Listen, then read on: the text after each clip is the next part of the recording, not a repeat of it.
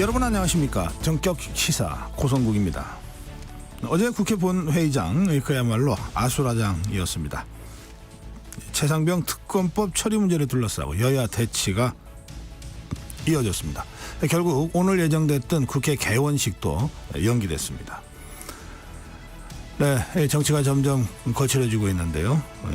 정치권 현안, 오늘 개혁신당 이준석 의원, 더불어민주당 조승래 의원 차례로 전화 연결해서 말씀 좀 듣겠습니다. 매주 금요일 진행하고 있는 정치 공부 시간 있죠. 국회가 계속 탄핵하고 있어서 이 탄핵이라고 하는 데 대해서 오늘 좀 자세한 공부 해보겠습니다. 한 주간 소식 정리해 드리는 뉴스 키워드도 준비되어 있습니다.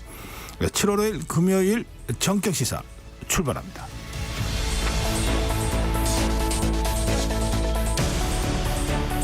네, 정격 시사 지금 유튜브 라이브로 생방송으로 함께 하실 수 있습니다.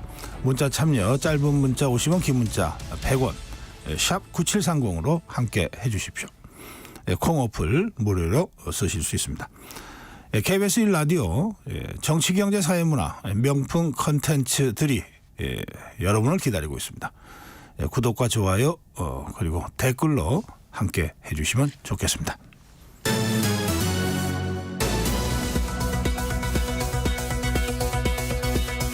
네, 뉴스 브리핑입니다. KBS 우정화 기자 나오셨습니다. 어서 오세요. 안녕하세요. 네. 서울시청역 역주행 사고 속보부터 좀 전해주실까요? 네, 어제 이 사고를 냈던 운전자에 대한 첫 경찰 조사가 있었습니다. 사고 발생 사흘 만이었는데요. 정식 조사에서 이 운전자 차 씨는, 이 66살의 차 씨는 처음 진술을 했던 대로 급발진 사고였다라고 거듭 어제 주장을 했습니다. 사고 당시에 브레이크를 밟았더니 딱딱했다면서 브레이크가 잘 안 들었다. 이 급발진이라는 겁니다.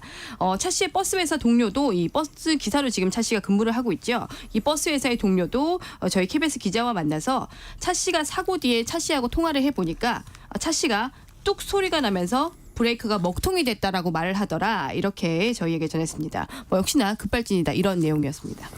네, 지금 일각에서는 이 운전자 차 씨가 일방 통행로로 잘못 진입을 해서 결국 사고가 난 것 아니냐, 이런 얘기가 계속 나오고 있죠. 네, 그런데 사실은 본인은 그런 추측에 대해서는 사실상 그건 아니다. 지금 이렇게 주장을 하고 있습니다. 이 운전자 차 씨가 호텔 지하 주차장에서 딱 나왔는데 차가 이 주차장 턱을 넘으면서부터 급가속이 시작이 됐다라고 합니다.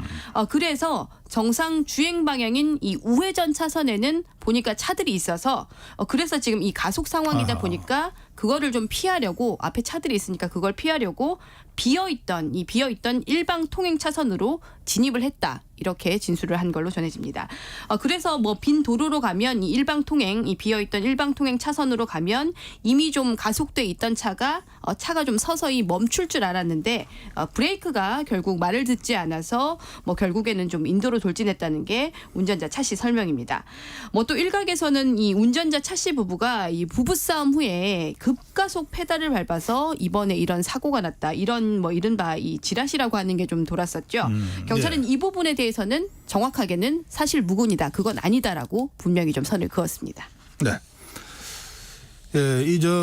원인이 좀 빨리 밝혀져야 될 텐데 경찰이 차 씨에 대해서 체포영장을 신청했는데 이게 기각됐습니까? 네, 지금 이 체포영장이 법원에서 기각이 됐습니다. 일단 지금 이렇게 상황이다 보니까 경찰은 어쨌든지 사고 원인을 정말 좀 빨리 밝히기 위해서 속도를 내는 분위기인데요.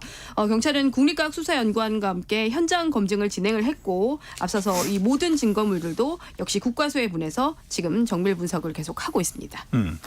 자, 그런데 말이죠. 이 사고 현장에서 희생자들을 조롱하는 글이 발견됐어요. 네.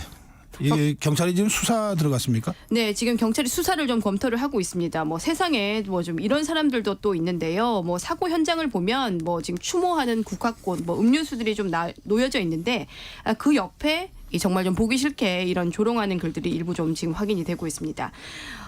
사고 희생자들을 좀 입에 담기도 어려운 사물에 빗대서 이 조롱을 하는 내용이었는데요. 뭐 이런 거는 현장뿐만 아니라 온라인에서도 일부 좀 지금 확인이 같이 되고 있습니다. 네. 그래서 경찰이 쪽지 작성자를 추적을 하고 사자 명예훼손 등에 해당이 되면 수사를 한다는 방침을 세웠습니다. 뭐 이런 대형 사고가 있으면 사실 뭐 이런 말도 안 되는 조롱들이 꼭 한번 등장을 해서 특히나 좀 유족들을 더 고통스럽게 하는데요. 이번에 이런 일이 좀 발본색원이 되면 좋겠습니다. 예.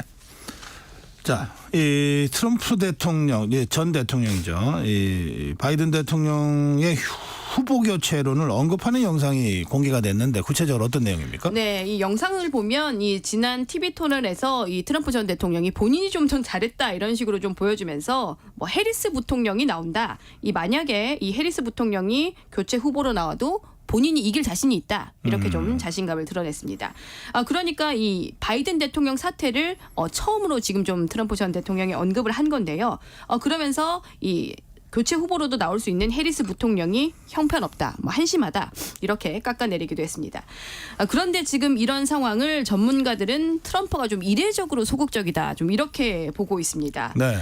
TV 토론에 뭐 사실상 완승을 한 것치고는 트럼프의 평소에 이 기질을 봤을 때는 좀 상대적으로 좀 조용하다는 거죠.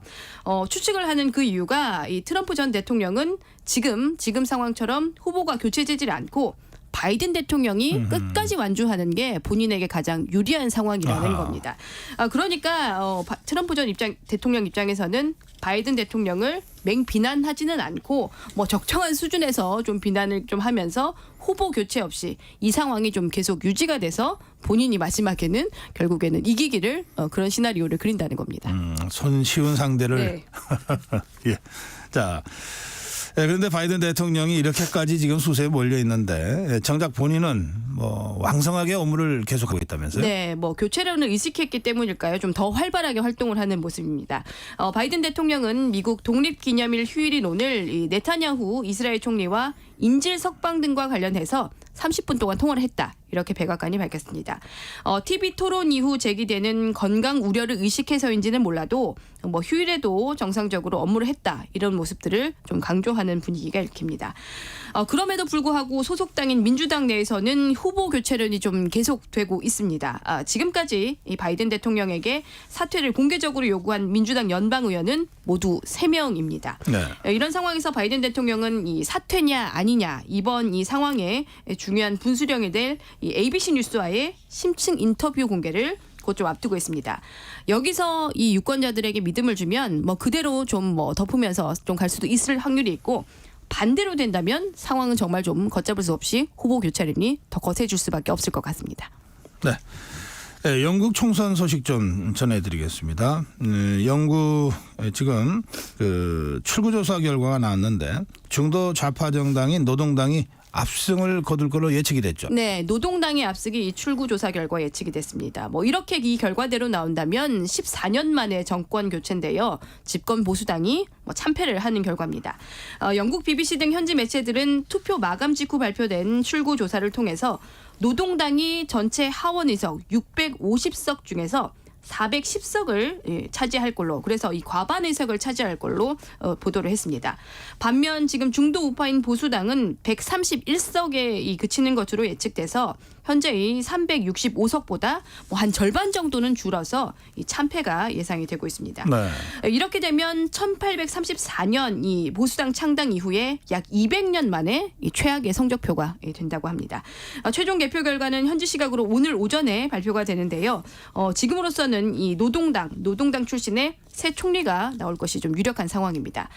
노동당은 공공복지 서비스 재건 또 안정적인 경제 성적 등을 공약으로 하면서 중도층 표심을 좀 공략을 해왔죠. 반면에 지난 14년간 이 장기적으로 집권했던 보수당은 유럽연합을 탈퇴한 이후에 경기 침체를 또 맞았었고 또 공공의료 악화에다 이민자 급증 문제까지 있어서 여론이 계속 좀 좋지 않았는데 이번에 이런 참패의 결과를 맞게 됐습니다. 네. 예, 지금 더불어민주당이 검사 탄핵 추진하고 있는데 이와 관련해서 이원석 검찰총장이 다시 한번 입장을 냈습니까? 네, 이 말씀하신 대로 다시 한번 이 입장을 내면서 강하게 탄핵안을 비판을 했습니다. 어제 있었던 이 대검 원내 회의에서 나왔던 발언인데요. 이원석 총장은 피고인들이 폐색이 짙어지자 저급하고 비열하게 나온다라고 맹비난을 하면서 검사들을 향해선 외압에 절대 굴복하지 말라 이렇게 좀 당부를 하기도 했습니다. 검찰 내부 분위기는 어떻습니까? 네, 정말 말 그대로 지금 들끓고 있는 상황인데요. 이 한 서울중앙지검 관계자가 이 기자들과 만나서 좀 성토를 했습니다. 뭐 지금 좀 검찰 분위기가 대변이 되는 것 같은데 네. 특정 사건을 수사했다는 이유로 뭐 이재명 전 대표와 관련한 이 사건이겠죠. 이 특정 사건을 수사했다면서 중대한 법률 위반이 없어도 검사 개인에 대해서 탄핵을 진행하는 건 권력 남용이다 이렇게 직격을 했습니다. 지금 뭐 검찰 내부 게시판에도 계속 이 탄핵안을 성토하는 글들이 계속 좀 올라오고 있습니다. 네. 자, 이 전공의들과 의대 교수들이 떠나면서 지금 서울 아산병원 어제부터 진료 축소에 들어갔죠? 네, 이 당초에는 서울 아산병원이 휴진을 고려를 했었죠. 그제 3일에 이 휴진 대신에 경증 진료를 좀 최소화하는 진료 축소를 결정을 했었습니다. 그래서 어제부터 진료 축소가 시작이 됐는데요. 울산 의대 교수들 모임인 비대위는 이번에 진료 축소를 통해서 뭐 어제만 좀 놓고 보면 주요 수술은 지난주와 비교해서 뭐 한 30% 정도, 뭐 외래 진료는 약 18% 정도 줄어들 것으로 지금 예상을 했습니다. 네. 어제 이 서울 아산병원이 진료 축소를 시작을 했는데 환자 또 보호자들 수백 명은 병원이 아니라 이 거리로 나와서 이 항의 집회를 열었습니다. 하루하루 고통스럽다라고 좀 호소를 했는데요. 뭐 더 이상 좀 환자 생명이 볼모로 잡히지 않기 위해서 재발방지법 제정도 촉구를 하고 나섰습니다. 네, 지금 대형 병원별로 상황이 조금씩 다르죠? 네, 이 대형 병원 5곳만 좀 놓고 보면 서울대병원, 또 삼성서울병원, 서울성모병원은 정상 진료가 지금 되고 있습니다. 네. 세브란스 병원은 자율 휴진 중이죠. 그래서 이 세브란스 병원 진료가 예정돼 있으신 분들은 반드시 좀 미리 확인을 하시고 가시는 게 좋겠습니다. 일단 이런 상황에서 정부는 집단 휴진 중단을 거듭 좀 촉구하면서 이 전공의들이 복귀하면 전문의 자격을 취득할 수 있도록 적극적으로 지원하겠다 이렇게 좀 재차 밝히고 있는데 전공의들 대답은 여전히 좀 없는 상태입니다. 네, 오늘 여기까지 듣겠습니다. 뉴스브리핑 우정화 기자였습니다. 네, 전격 시사 듣고 계신 지금 시각 7시 32분입니다. 전격 시사 날씨 정보입니다. 밤사이 내리던 비는 대부분 잦아들었습니다. 현재 일부 경기 동부와 강원, 전남과 경남 남해안 지역에 비구름이 머물러 있는데요. 비구름이 빠르게 동쪽으로 이동하고 있어서 아침에는 비가 대부분 그치겠습니다. 다만 강원 남부 내륙과 산지는 오전까지 이어지는 곳이 있겠습니다. 오늘도 전국 대부분 지역에서 바람이 강하게 불겠는데요. 특히 강풍특보가 발효 중인 강원 산지에는 순간 풍속 초속 25m 이상의 돌풍이 불겠습니다. 시설물 관리 잘해 주셔야겠습니다. 남부지방과 제주도에는 사흘째 폭염주의보가 발효 중인데요. 오늘도 이들 지역을 중심으로 체감온도가 33도 안팎으로 올라 매우 무덥겠습니다. 그 밖의 지역도 31도 안팎의 체감더위가 이어질 텐데요.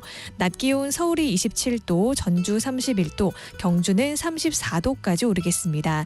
한낮에는 구름 사이로 볕이 강하게 내리쬐면서 전국의 자외선 지수도 매우 높게 치솟겠습니다. 주말에도 후텁지근한 날은 계속되겠고요. 전국 곳곳에 비가 내렸다 그쳤다를 반복하겠습니다. 지금 서울의 기온은 21.7도입니다. 지금까지 날씨 정보의 조하늘이었고요.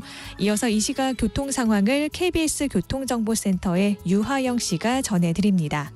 네, 주 후반인 만큼 출근길 상황은 많이 어렵진 않습니다. 이 시각 서울 시내에서는 동부간선도로 성수분기점 방향, 도봉 지하차도 출구에서 성수분기점까지 정체고요.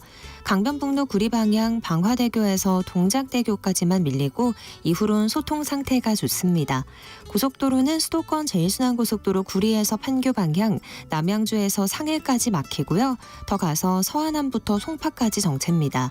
경부고속도로 서울 쪽으론 수원에서 주춤하고요. 금토 분기점에서 반포까지는 긴 구간 답답합니다. KBS 교통정보센터였습니다.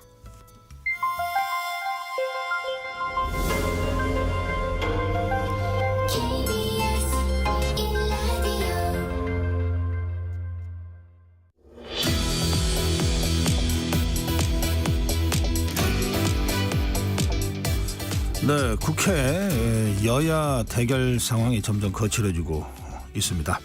예, 정치 상황 개혁신당 이준석 의원 전화 연결해서 좀 현안 짚어보겠습니다. 의원님 안녕하세요. 네, 안녕하세요. 네, 오랜만입니다. 예, 오랜만입니다. 예.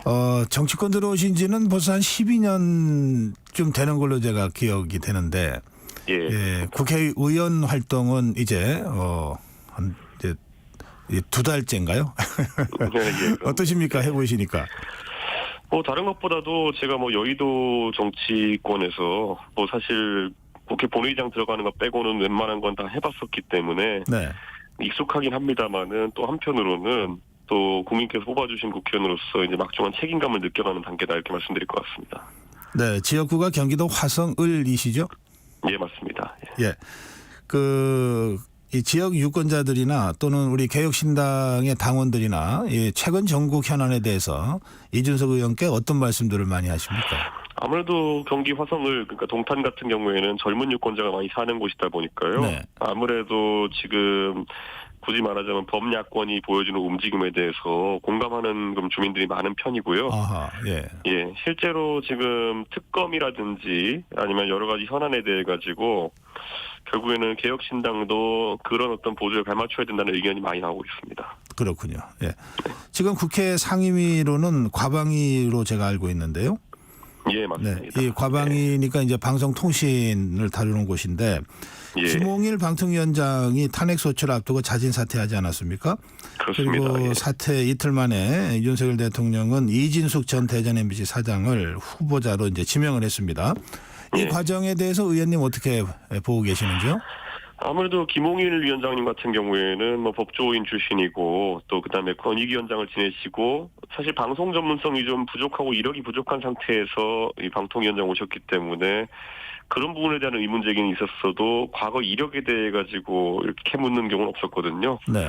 그런데 저는 이진숙 신임 지병자 같은 경우에는 이진숙 기자는 종군 기자로 유명했던 기자이고 그래서 또 뛰어난 그런 어떤 기자로서의 업력도 있지만은 한편으로는 MBC와 관련된 여러 가지 논쟁 속에서 상당히 또 찬반 의견이 공존하는 그런 분이다 이렇게 알고 있습니다. 그래서 아마 그런 부분이 주로 검증 대상에 오르지 않을까 그런 생각을 합니다. 네, 이진숙 후보는 지명되자마자 언론이 공기가 돼야 되는데 흉기가 되고 있다. 또 공영 언론들이 노조에 의해서 장악되어 있다. 이런 발언들을 했는데 이진숙 후보자의 발언에 대해서는요. 어떤 말씀하시겠습니까? 언론이 흉기가 되어 있다라는 표현 자체는 저는 원론적으로 공감할 수 있지만은 반대로 그럼 그 흉기를 누가 자꾸 만들고 있느냐에 대해 가지고는 이진숙 후보자가 생각하는 건 방향이 좀 다르다 이렇게 말씀드리겠습니다. 지금 윤석열 정부 들어서 가지고 가장 안타깝게 생각하는 것은 대통령께서 취임 연설문에서 자유를 그렇게 해서 언급하셨는데도 불구하고 여러 가지 언론 환경에 있어서는 통제가 강화되고 있는 상황이거든요. 제가 네. 윤석열 대통령 대선 때 국민의힘을 지휘하면서도 그때 언론중재법이라는 법에 대해 가지고 언론의 자유 측면에서 국민의힘은 그 법이 위반되는 거 민주당 주도의 입법을 반대했었거든요. 네. 그런데 그 당시에 언론의 자유를 내세웠던 국민의힘과 윤석열 대통령이 지금은 거꾸로 공영방송에 대한 지배력을 강화하려고 하는 것 이런 것이 좀 아이러니컬하긴 합니다. 그러면 개혁신당 또 이준석 의원이 생각하시는 이 방송의 정상화라 그럴까요? 공영방송의 정상화 해법은 뭘까요? 저는 이렇게 생각합니다. 지금 여러 공영방송 KBS, MBC 그리고 EBS까지 해가지고 이 방송국들이 예전만큼 이렇게 여유가 있는 상황이 아닙니다. 예전에는 KBS나 MBC가 지상파 채널로서 상당한 권한을 가지고 여러 가지 기득권을 행사할 수 있었다면은 요즘은 하다못해 유튜브 채널이나 여러 가지 다양한 미디어들, OTT 등과 경쟁하면서 KBS나 MBC의 수익성도 떨어진 상태이고 그 상황 속에서 보도 논조 하나만 가지고 이제 사장을 한다는 것도 거의 어려워진 상태라는 이렇게 생각합니다. 네. 그래서 저는 이런 부분 같은 경우에는 가장 절박함을 느끼는 사람들이 아까 노조라고 표현하셨지만은 방송 노동자들일 것이다. 저는 그런 생각하고 그래서 네. 개혁신당에서는 사장 임명 동의제라는 것을 저희가 얘기하고 있습니다. 네. 지금 보면은 과거 몇몇 언론사에서 편집국장이라든지 아니면은 보도본부장 임명 동의제 등을 실시한 적이 있는데요. 이렇게 네. 하면은 대통령 쪽에서 사실상 사장이나 이런 사람을 추천한다 하더라도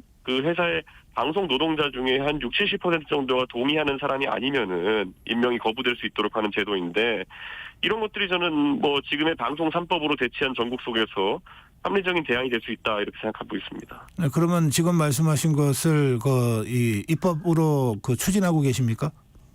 우선 저희는 이번에 통과시킨 방송 3법 플러스 방통 입법이 거부권을 맞을 거라고 예상을 하고 있습니다. 네. 예, 그렇기 때문에 그렇게 되면 또 공전되는 것이거든요. 네. 이게 21대 그때 이미 거부권 맞은 것들을 지금 민주당은 다시 올려보내는 정도의 정치적 행동을 하고 있는 상황이고요. 그럼 실질적으로 대안이 무엇일지는 토론을 해야 되는 거고 저희가 입법을 할 것이기 때문에 개혁신당은 그분의 선명한 대안을 내고 저희도 입법을 아마 할 겁니다. 그거는. 알겠습니다. 예. 김홍일 방통위원장 탄핵과 관련해서는 이 개혁신당은 탄핵 소추안 발의에 참여하지 않은 거죠? 예, 맞습니다. 예. 그런데 아까 이제 후임자 이진숙 후보자에게 대해서는 좀 논란이 있을 수 있다 이런 말씀하셨는데 예. 지금 상황을 보면은 야권에서는 다시 이진숙 후보자가 방통위원장에 임명이 되면 또 탄핵으로 갈 가능성이 좀 높아 보이거든요. 그럴 경우에는 이 개혁신당은 어떤 입장을 취하실 것 같습니까? 제가 김홍일 위원장의 탄핵에 대해 동참하지 않았던 것은 김홍일 위원장이 하신 행동 중에 저도 불만 있는 게 굉장히 많습니다. 하지만 한편으로는 탄핵이라고 하는 것은 이렇게 예단해가지고 이 사람이 이런 행동을 할 것이다를 갖고 해서는 안 되는 거거든요. 네. 그런데 그 당시에 나머지 이제 민주당이나 다른 정당들에서는 김홍일 위원장이 박문진 이사 선임 절차를 진행할지도 모르니까 미리 탄핵해야 된다 이런 말에는 공감하기 어렵고요. 아하. 저는 한편에서는 또 그래서 김홍일 위원장이 그렇게 성급하게 추진하지 말아달라. 물론 저도 할 거란 얘기는 들었습니다만은 일이 일어나기 전에 예단해서 움직이는 것은 탄핵이라는 절차의 취지에 맞지 않다 이런 생각해가지고 저는 이진숙 신임 지명자에 대해서 똑같은 생각입니다. 네. 이진숙 위원장이 과거에 어떤 말을 했는지는 우선 검증은 해야겠지만은 탄핵 자체는 방통위원장이 임명되고 난 다음에 구체적인 직무상의 잘못이 있어야 할 수 있다. 네. 그냥 단순히 좋다 싫다로 할 수 있는 게 아니다. 저는 이렇게 생각합니다. 알겠습니다. 네. 네. 자, 어제 국민의힘이 해병대원 특검법과 관련된 필리버스트를 하다가 종료가 되고 나서 해병대원 네. 특검법이 이제 통과가 됐습니다. 예. 대통령실은 거부권 행사를 이제 바로 시사하고 나섰는데요. 이 상황은 어떻게 보고 계십니까? 사실 예상된 절차 아니겠습니까? 그런데 어제 저는 본회의장에서 상당히 놀랐던 게 제 정반대편 쪽에 이제 안철수 의원님이 앉아 계셨는데요. 네. 사실 안철수 의원님이 표결 절차가 진행되기 전까지는 본회의장에 안 나오셨어요. 그래가지고 재석 명단에 안 끼어 있었는데 막판에 이제 표결 절차가 진행되니까 자리에 앉으셔가지고 바로 이제 찬성 누르시는 거 보고 안철수 의원이 말과 그때 공언하신 내용과 실제 행동이 일치한다. 아하. 굉장히 큰 용기를 내신 것 같다. 우선 이분의 제 첫 번째 논란 거였고요. 그리고 국민의힘은 필리버스터 과정을 거치면서 또 자기들끼리는 내부의 단합이 좀 된 거로 보입니다. 네. 예, 그래가지고 사실 어제 김재섭 의원도 이제 반대표를 던지면서 그 이유를 저한테 얘기하기를 이제 주진우 의원이 필리버스터 한 내용에 있어가지고 공감이 가는 부분이 있었다는 취지로 얘기했거든요. 네. 예, 그래서 저는 그런 걸 보면서 각자 이제 의사 선택을 하고 이제 공은 거부권이 돌아왔을 때 이제 200명을 넘길 수 있냐의 문제일 텐데요. 네. 저는 그때까지 여론전이 상당히 치열할 것 같습니다. 양쪽에서. 예. 그럴 경우에 어떻게 전망하세요? 저는 그런데 이거는 정권 입장에서 상당한 부담이 될 가능성이 높다. 왜냐하면 지금 국민의힘의 전당대회에 나와 있는 한동훈 후보 같은 경우에도 이 문제에 있어가지고 본인이 수정안을 받아들일 수 있다라고 얘기했거든요. 네. 사실 근데 저는 약간 의아한 게 그러면은 한동훈 위원장과 뜻을 같이 하는 의원들이 지금도 10명은 넘을 텐데 왜 그러면 수정안의 내용을 이번에 표결하기 전에 발의하지 않았느냐. 아하. 좀 그런 부분은 안타깝거든요. 근데 어쨌든 그렇게 공언한 이상 저는 한동훈 위원장도 운신의 폭이 넓진 않을 거다. 그래서 그런 가능성까지 염두에 두고 용산도 거부권 행사를 생각해봐야 되지 않을까 그런 생각합니다. 그러면 이번에 야권이 처리한 이 해병대원 특검법은 재의결 갔을 경우에는 부결될 가능성이 더 높다 이렇게 보시는 것 같습니다. 지금 상황에서는 그렇지만은 안철수 의원님이 보여준 용기라든지 몇 가지 더 노력해야 될 부분이 있을 것 같습니다. 네, 지금 말씀하셨는데 한동훈 후보에게 그러면 수정안을 내라 이렇게 요구한 적이 있지 않습니까? 예. 네. 그런데 한동훈 후보는 수정안을 내진 않았죠. 국회의원이 아니니까. 그러나 함께하는 의원들을 통해서 낼 수는 있었는데 안 낸 것 아닙니까? 예, 그렇습니다. 어떻게 평가하십니까? 저는 한동훈 위원장이 사실 총선 국면에서도 여러 번 선명한 행동을 할 수 있는 기회가 있었는데 잘 아시는 것처럼 대통령과의 관계를 고려해가지고 항상 본인의 입장을 철회하는 모습이라는 걸 많이 보였거든요. 네. 저는 그래서 이번에도 또 이 범야권에 힘을 실어주는 국민들 입장에서는 오히려 한동훈 위원장이 또 다른 선택을 나중에 결국에는 어디 들어갈 때랑 나올 때 생각 다르다는 그런 식의 행동을 보여줄까봐 아직까지 좀 우려를 많이 하고 있는 상황이다. 저는 이렇게 봅니다. 네. 의원님 말씀 중에 안철수 의원 말씀을 하셨는데 예. 사실 그 안철수 의원과 이준석 의원 간에는 좀 갈등 관계가 좀 있었지 않습니까? 예. 그러니까 이번에 보시면서 좀 생각이 많이 달라지셨나요? 근데 안철수 의원이 저한테 잘못한 것도 있고 안철수 의원이 제가 비판하게 된 것도 여러 가지가 계기가 있고요. 네. 그러다 보니까 이번에 행동 자체는 굉장히 용기 있는 행동이었다고 제가 칭찬하고요. 네. 안철수 의원에 대해서는 제가 직무상의 관계지 제가 그분을 인간적으로 평가하고 이런 관계는 아니기 때문에 네. 저는 이번에 행동은 그 자체로서 굉장히 용기 있다고 제가 평가하고 싶습니다. 알겠습니다. 예. 자, 조금 전에 이제 우리 한동훈 후보 얘기를 좀 했는데 예. 최근 언론에서 그 이준석 의원이 그 국민의힘의 대표했던 그때와 지금 예. 한동훈 후보를 비교하는 기사들이 좀 간간히 나오던데 혹시 보셨습니까? 그렇게 비교를 하려고 하는 것은 봤지만은 네. 한동훈 위원장은 비대위원장 달랑 이제 한 몇 달 한 거고 그 전에 당 생활했던 이력이 전무했고 무엇보다도 지난 총선에서의 성과가 너무 안 좋지 않았습니까? 네. 예, 저랑 비교할 수 있는 부분이 어떤 부분인지는 잘 모르겠습니다. 그러니까 한동훈 위원장이 이번에 혹시라도 당권을 잡고 성공적으로 당을 이끌어가지고 성과를 낸 다음에 어떤 대통령과의 갈등 상황이 있으면은 네. 야 저긴 또다시 이겨도 아니면 잘해도 또 쫓겨나냐 이렇게 되는 거겠지만은 이번에 한동훈 위원장은 윤석열 대통령이 아니었어도 정치적으로 물러나야 되는 상황이었고 그리고 어제 또 이제 모 언론사 간부분이 공개한 정보에 따르면은 지난 총선에서 한동훈 위원장이 결국에는 김건희 여사 측에서 여러 가지 문제가 된 명품백이나 이런 거에 대해 가지고 사과를 하겠다고 의사를 사진했음에도 불구하고 어떤 이유에서든지 소위 말하는 일십이라고 하는 그러니까 메신저의 내용을 보고도 답을 하지 않은 그런 상황이 있었다고 어제 공개가 됐거든요. 아, 그래요. 예. 예, 그 사실이 맞다고 한다면은 이거는 사실 총선의 변곡점이 될 수 있는 부분을 본인이 스스로 내찬격이 되는 거거든요.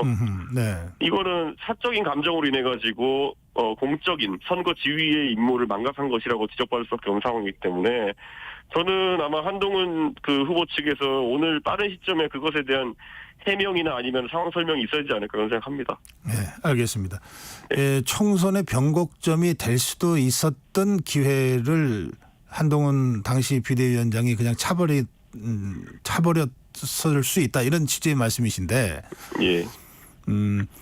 국민의힘 당대표를 하시고 지금 전에 말씀에는 이제 나는 대선을 승리로 이끈 당대표였다 이제 이런 취지의 말씀을 하신 것 아닙니까?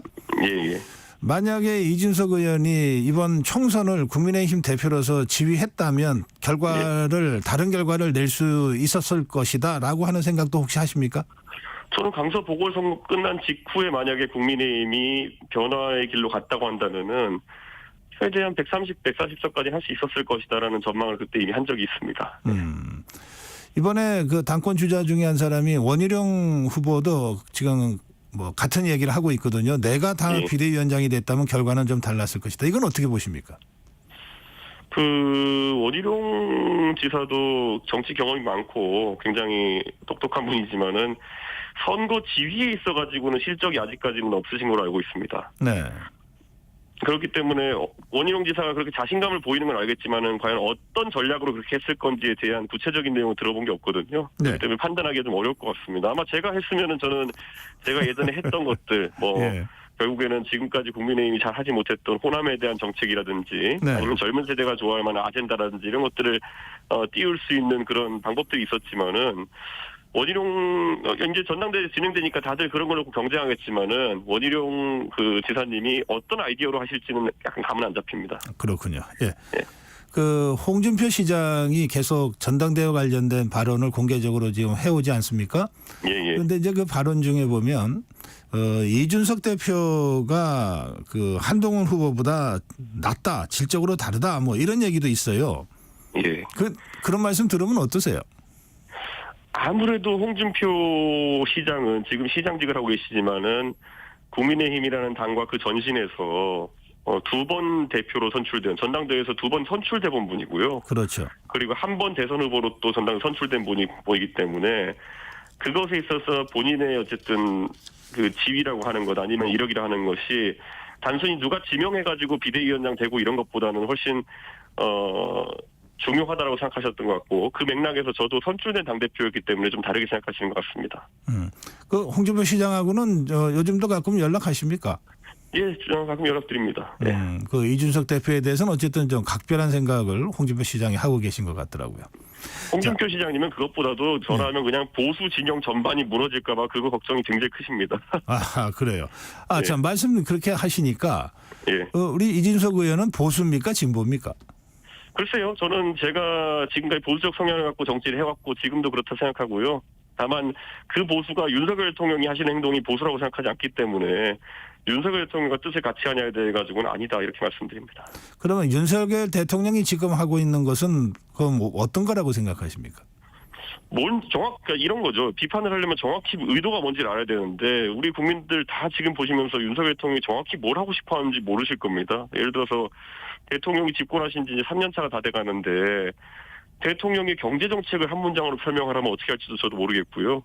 대통령의 교육정책이 뭔지도 모르겠고 통일정책이 뭔지도 잘 모르겠습니다. 그러니까 방향성이 정확히 있지 않기 때문에 오히려 어떻게 평가해야 될지 잘 모르겠습니다. 윤석열 대통령에 대해서는 입장을 정리하기가 쉽지 않지만 그러나 예. 본인은 이준석 의원 본인은 나는 보수다. 그리고 보수 정치인으로 활동해왔다. 이런 말씀이시군요. 저희는 보수적 성향을 가진 자유주의자라고 저희를 얘기합니다. 예. 예, 알겠습니다. 그 어제 저희 프로에 인요한 의원이 나왔었거든요. 예. 근데 인요한 의원은 그 이제 저랑 대담하는 중에 아니 이준석 의원도 우리 같은 식구입니다. 이런 말씀을 하셨어요. 뭐 그거는 말로는 항상 그렇게 하시는데요. 네, 뭐 다른 데 가서는 도덕이 없다 그러고 이러고 하시기 때문에요. 예. 네, 이게 원래 도덕이 없다가 그 영어로 he has no ethics의 정확한 직역체거든요. 그러니까 그 인조한 의원님이 무슨 말씀하시는 건 알겠는데요. 예. 예. 예, 이 정치적 언어를 거기도 어떻게 해석해야 될지 모르는 말씀만 많이 하시는 것 같아서 안타깝습니다. 예, 좀 다른 현안도 몇 가지 예. 짚겠습니다. 네. 지금 더불어민주당이 현직 검사 그것도 이재명 전 대표를 수사한 검사에 대한 탄핵을 지금 추진하고 있잖아요. 발의가 돼 있는 상태 아닙니까? 네. 이 상황은 이준석 의원께서는 어떻게 보십니까? 뭐 더불어민주당에서 계속 얘기하는 그 검사들의 비위나 아니면 그 가능성에 대해서 네. 이제 자극적인 것들이 튀어나오고 있거든요. 무슨 뭐 그 해당 검사도 항변했던데 무슨 뭐 어디서 용변을 받니 안 받니 이런 식으로 흥미 위주로 가고 있는데 저는 민주당이 오히려 되게 조심해야 될 게 뭐냐면은 이재명 대표와 관계된 재판이라든지 아니면 그 공소 유지해야 되는 검사라든지 이런 사람들을 지금 탄핵하게 되면은 그분들의 비위와 관계없이 이재명 대표가 재판에 영향을 끼치려고 한다는 의심을 받을 수밖에 없거든요. 네. 저는 근데 그런 상황을 왜 만들까 이런 생각이거든요. 만약 법리적으로 이재명 대표가 자신이 있고 그렇다면은 오히려 그런 검사들에 대해 가지고 지금 탄핵이란 절차를 동원하지 않는 게 이재명 대표 입장에 정치적 유리할 텐데. 네. 저는 지금 그래서 재판 절차를 지연시키거나 아니면 재판에 압력을 가하려는 의사가 아니라면은 굳이 그런 행동을 할 필요는 없다. 저는 그런 생각입니다. 예. 예. 지금 이재명 전 대표는 지금 이제 연임에 도전하고 있는 것 같고요. 예. 또 그런가 하면 조국 혁신당의 조국 대표도 또 한 번 더 대표하겠다 그러고 있는데 예. 이준석 의원은 대표였는데 지금 대표 도전을 안 하고 지금 허은하 전 의원이 지금 대표를 하고 있잖아요. 예. 왜 그런 선택을 하셨습니까? 저는 개혁신당을 하면서 개혁신당에서 제가 무슨 뭐 이 당의 모든 것이 양 되는 상황 자체가 굉장히 저도 내키지가 않습니다. 그래서 우리 개혁신당에 훌륭한 인재들이 많이 있고 당장 뭐 조웅천 의원님이나 이원욱 의원님, 양양자 의원님, 양정숙 의원님 같이 사실 우리 당에 사실 굉장한 그 투자를 하신 분들도 있고 김용남 의원 같이 또 굉장히 역량 있는 분도 있고 이런 분들도 역할이 이제 조금씩 늘어나야 된다 이런 생각이거든요. 예. 그래가지고 제가 대표 자리를 연임한다든지 이렇게 도전하게 되면은 그 공간이 생기기가 어렵습니다. 그래서 저는 그렇게 하지 않겠다고 했고요. 근데 뭐 조국 대표나 이재명 대표 그리고 한동훈 위원장이 총선 때 리더십 자리를 다시 획득하려고 도전하는 것 자체가 뭐 나쁘다 이렇게 표현하지는 않겠지만은 그분들은 시간표가 저보다 좀 더 빠른 것 같습니다.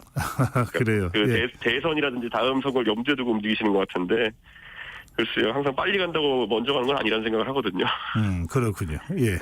알겠습니다. 네. 이게 이제 시간이 거의 다 돼서 예. 짧게 우리 마무리 인사 말씀 좀 듣겠습니다. 예. 아니 저희 이번에 개혁신당이 이제 총선 이후에 그래도 당을 가장 먼저 정비하고 저희가 합리적인 의정 활동으로 통해 가지고 저희 지지세 늘려가기라고 하고 있는데요. 네. 국민들께서 개혁신당 아직까지 이름이 생소할 수도 있겠지만은 한번 지켜봐 주시고 저희가 새로운 정치부로 만드는 거 한번 응원해 주셨으면 합니다. 예, 오늘 말씀 잘 들었습니다. 예, 감사합니다. 네, 개혁신당 이준석 의원이었습니다.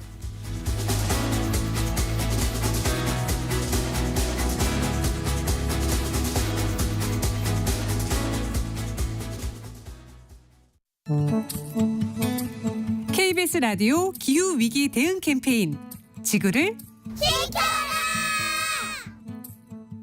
네, 안녕하세요. 저는 야구를 사랑하는 사람들끼리 모여서 야구장에서 쓰레기를 줄이자라는 마음으로 크보풀에서 활동하고 있는 서정빈입니다. 대나무로 짝짝이를 만들어서 응원하는 응원 도구를 만들었는데요. 플라스틱이 500년이 걸려서 없어진다고 하는데 대나무로 만들면은 플라스틱보다는 더 이로운 도구지 않을까. 제가 굉장히 야구를 좋아하는 사람으로서 제가 그 야구를 보러 가면 내가 만든 쓰레기는 제대로 버리고 돌아와야 되지 않을까라는 생각입니다. 잠실구장이랑 KT구장이랑 문학은 다이용기 사용이 도입되고 있거든요. 처음에는 이렇게 도입을 된다 했을 때 우와 이거 되게 좋겠다. 한 번쯤이라고 다시 쓰레기를 안 만드는 거에 대해서 사람들이 생각해 볼 수 있겠다. 라고 굉장히 긍정적으로 생각했는데요. 제가 직접 그걸 사용하고 있는 야구장을 가보니까 생각보다 사람들이 다이용기 반납함이 아니라 쓰레기통에 버리시더라고요. 그러니까 어떻게 보면은 이것도 그냥 사람들이 그거에 대한 인식이 부족한 게 아닐까라는 생각이 너무 많이 들어서 이게 지속적으로 유지가 되려면 야구를 보는 사람도 이거를 함께 지켜줘야 되지 않을까라는 생각을 너무나도 많이 했습니다. 올해 KBO 팬이 굉장히 많아지면서 1000만 관중을 간다고 하는데요. 야구와 환경 함께 생각하면서 야구를 즐길 수 있는 팬들이 더 많아지면 지속 가능한 야구, 함께하는 야구로 되지 않을까라는 생각이 듭니다. 뜨거워지고 있는 지구. 지금 우리의 문제입니다. KBS 라디오 기후위기 대응 캠페인 지구를 시켜라 였습니다.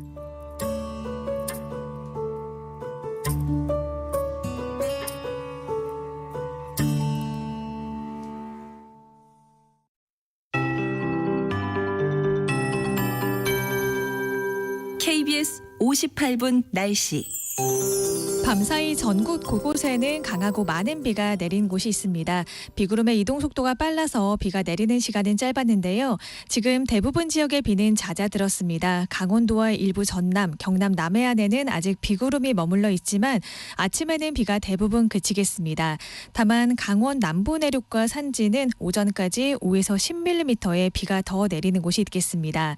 오늘 전국이 대체로 흐리겠지만 남부지방은 오전부터 가끔 구름이 많겠는데요. 구름 사이로 볕이 강하게 내리쬐면서 전국의 자외선 지수가 매우 높게 치솟겠습니다. 사흘째 폭염주의보가 발효 중인 남부지방과 제주도를 중심으로는 체감온도 33도 안팎의 매우 무더운 날씨가 이어지겠는데요. 그 밖의 지역에서도 체감온도가 31도 안팎까지 오르겠습니다. 낮 기온 서울 27도, 대전 30도, 경주는 34도까지 오르겠습니다. 습도가 높아서 후텁지근하겠습니다. 오늘도 전국 대부분 지역에서 바람이 강하게 불겠습니다. 특히 강풍특보가 발효 중인 강원 산지에는 순간풍속 초속 25m 이상의 돌풍이 불겠습니다. 시설물 관리 잘해 주셔야겠습니다. 주말 동안에도 전국 곳곳으로 비가 오락가락 이어지겠습니다. 현재 서울의 기온은 22도, 습도는 92%입니다. KBS 58분 날씨 조하늘입니다.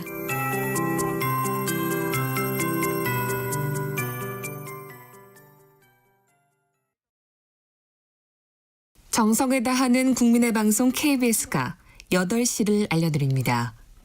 AM 711kHz, FM 97.3MHz, KBS 1라디오입니다. HLKA.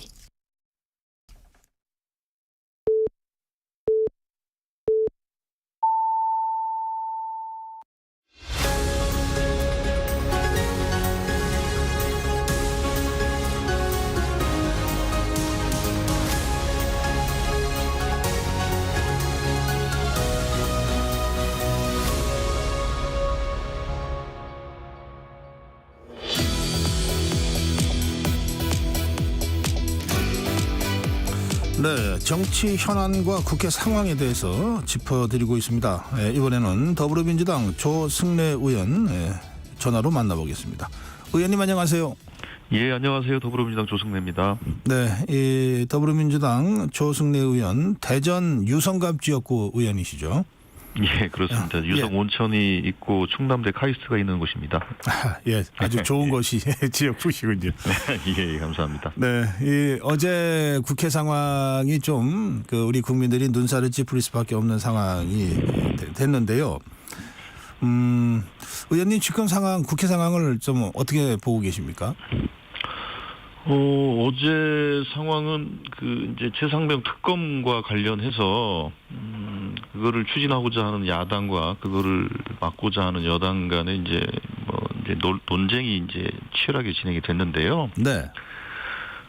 다들 아시는 것처럼 이제 21대 국회에서도 그렇게 처리가 돼서 이제 본회의를 통과했습니다만 대통령의 거부권 행사로 다시 이제 파기가 된 거 아니겠습니까? 네. 그래서 22대 국회에서 제일 먼저 야당이 서로 협의해서 이 법안을 만들었고 이걸 이제 처리를 좀 했던 것입니다. 근데 문제는 지금 최혜병 순직이 벌써 이제 1년이 다가옵니다. 1년이 다가오는 이 와중에 실제로 순직이 어떤 과정을 통해서 이루어졌는지 또 그 순직 과정에 대한 수사를 진행함에 있어서 그걸 어떤 사람이 책임을 져야 되는 것인지 또 수사 과정 속에서 어떤 외압들이 있었는지 이런 것에 대해서 유족들은 물론이고 국민들이 좀 명백하게 좀 조사를 해달라는 거 아니겠습니까? 근데 이 부분에 대해서 대통령과 여당이 이렇게 완강하게 반대하는 이유를 저는 잘 모르겠습니다. 예. 예전에 유명한 얘기가 있었습니다. 특검을 거부하는 자가 범인이다. 그래서 그런 것인지 모르겠습니다만 이해할 수 없는 것이고 저는 이번에는 좀 대통령이 제발 좀 거부권을 행사하지 않았으면 좋겠습니다. 예. 예, 그런데 어제 특검법 통과 직후에 대통령실의 입장을 보면 이번에도 제2요구권, 거부권 행사를 할 것으로 보이거든요. 다들 언론들이 그렇게 지금 전망하고 있습니다. 그럴 경우에 이제 재의결 절차를 밟게 되지 않겠습니까? 그렇습니다. 그 재의결은 어떻게 전망하십니까, 의원님? 지금 야당 192명의 생각은 제가 보기에는 크게 흔들림이 없을 것 같고요. 네. 지금 이제 국민의힘 내부에서 어제 표결에 참가했던 일부 의원도 있는 걸로 제가 알고 있는데 그런 것처럼 또 공공연하게 특검법에 찬성하겠다고 했던 의원들도 계신 만큼 국민의힘의 의원들 중에서 좀 양식 있는 분들이 용감한 결단을 좀 내리기를 기대하고 있고요. 또 그걸 위해서 저희들도 노력할 겁니다. 그래서 재의결에서 통과할 가능성을 어느 정도로 보십니까? 글쎄요, 지금 국민의힘이 워낙에 완강하게 결속이 되고 있어서 한 8명 이상의 이탈이 있어야 가능할 것인데 8명 이상 이탈이 가능할지에 대해서는 사실 조금 쉽지는 않을 것이라고 생각하고 있습니다. 이제 그렇게 되면은 이제 폐기되는 것 아닙니까? 그 경우에 다시 추진할 계획이 있으십니까? 더불어민주당 차원에서? 저희들은 어떤 방법을 통해서라도 그러면 국회 차원에서 국정조사를 추진한다든지 어쨌든 다양한 방식으로 이 진상규명을 위해서는 최선의 노력을 다할 것이고요. 네. 지금 일각에서는 이 특검법안에 대한 수정을 또 얘기하는 분들이 계시지 않습니까? 네. 근데 이 부분에 대해서는 대통령이나 여당이 이 특검법을 수용한다라는 전제가 있어야 논의가 가능한 것인데 이 전제가 없는 상황에서 진행하는 논의는 별로 의미가 없기 때문에 만약에 진정성이 있다고 한다면 대통령과 여당이 조금 전향적인 자세로 이 법안에 대한 논의가 된다면 저는 또 뭐 논의가 또 가능하다고 생각하고 있습니다. 지금 의원님 말씀하신 그 일각에서의 수정 그 부분은 저 한동훈 후보가 얘기하는 제3자 추천 방식이라든지 또는 개혁신당의 천하람 의원이 얘기하는 대한변협 추천 방식 뭐 이런 걸 말씀하시는 건가요? 예, 뭐 그런 얘기도 있고요. 네. 전문가들 중에서도 뭐 다양한 의견들이 좀 제시가 되고 있는 상황이긴 하기 때문에 네. 우선은 대통령이 이 국회가 의결해서 보낸 이 법안에 대해서 큰 틀에서 수용 여부를 먼저 밝히고 국민의힘도 마찬가지로 수용 여부를 밝혀주는 것이 일의 순서라고 저는 생각을 합니다. 네. 그런 것이 업무 상태에서 그 어떤 수정안을 제시한다 하더라도 제가 보기에는 받아들이기 좀 어려울 것 같아서요.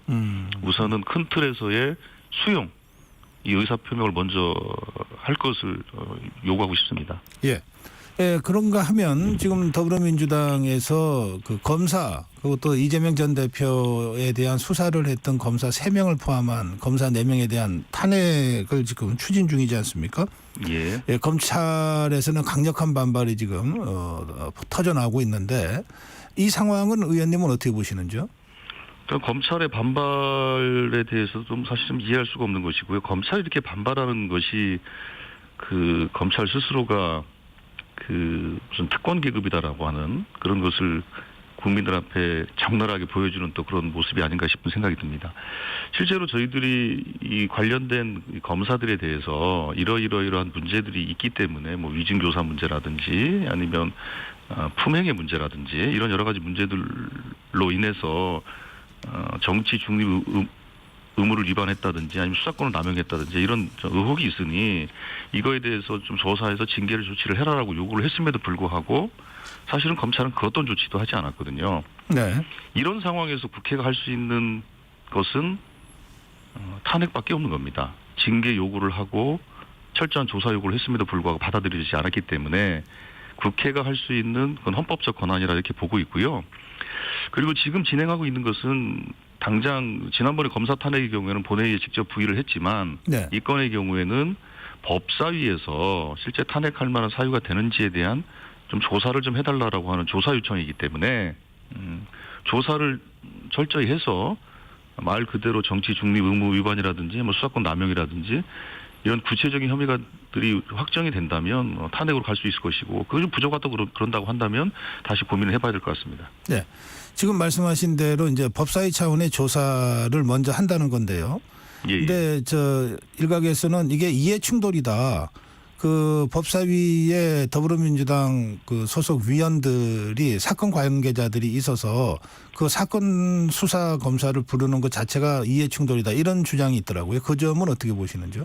예, 뭐 그 이해 충돌이라고 얘기한다면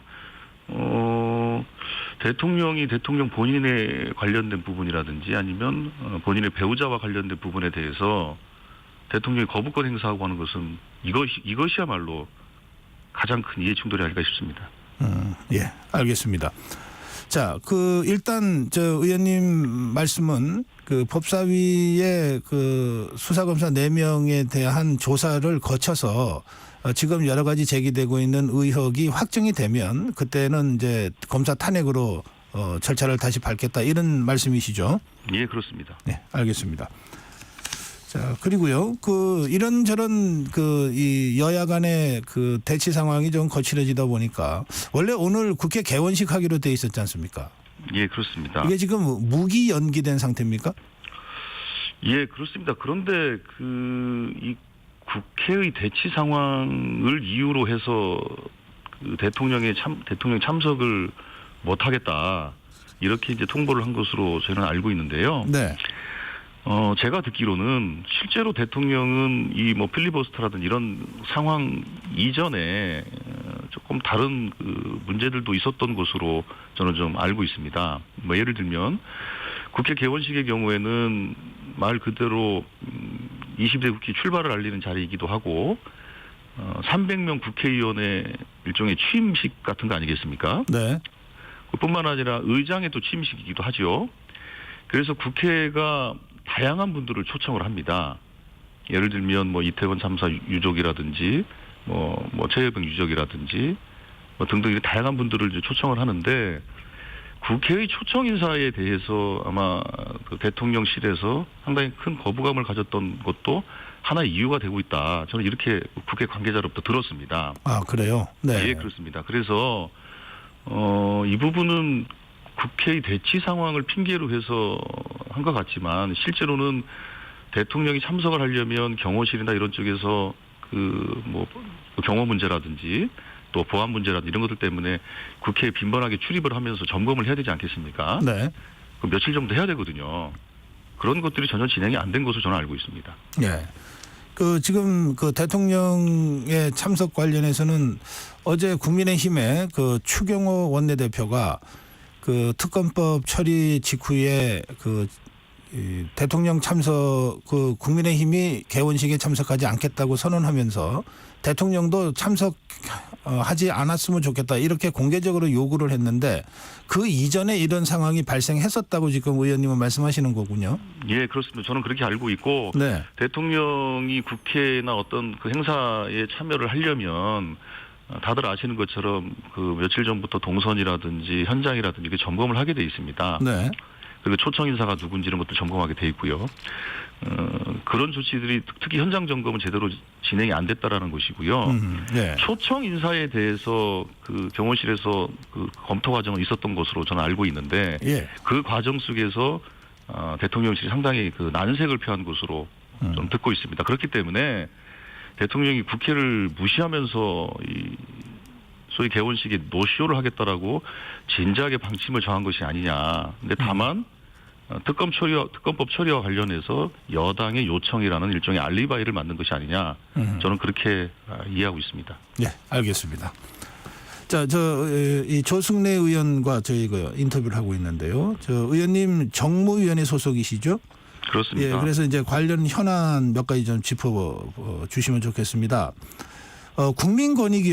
국민권익위원회가 이제 그 김건희 여사의 그 파우치 수수 의혹과 관련해서 이게 제재 규정이 없다 이렇게 종결했는데 이 문제 관련해서 국민권익위원회에게 그 입법 청문회나 또는 현안 질의 이걸 추진하고 있다는 얘기가 있습니다. 사실인가요? 예, 그렇습니다. 당연히 이 문제와 관련해서는 국민들이 납득을 하고 있지 못한 상황 아닙니까?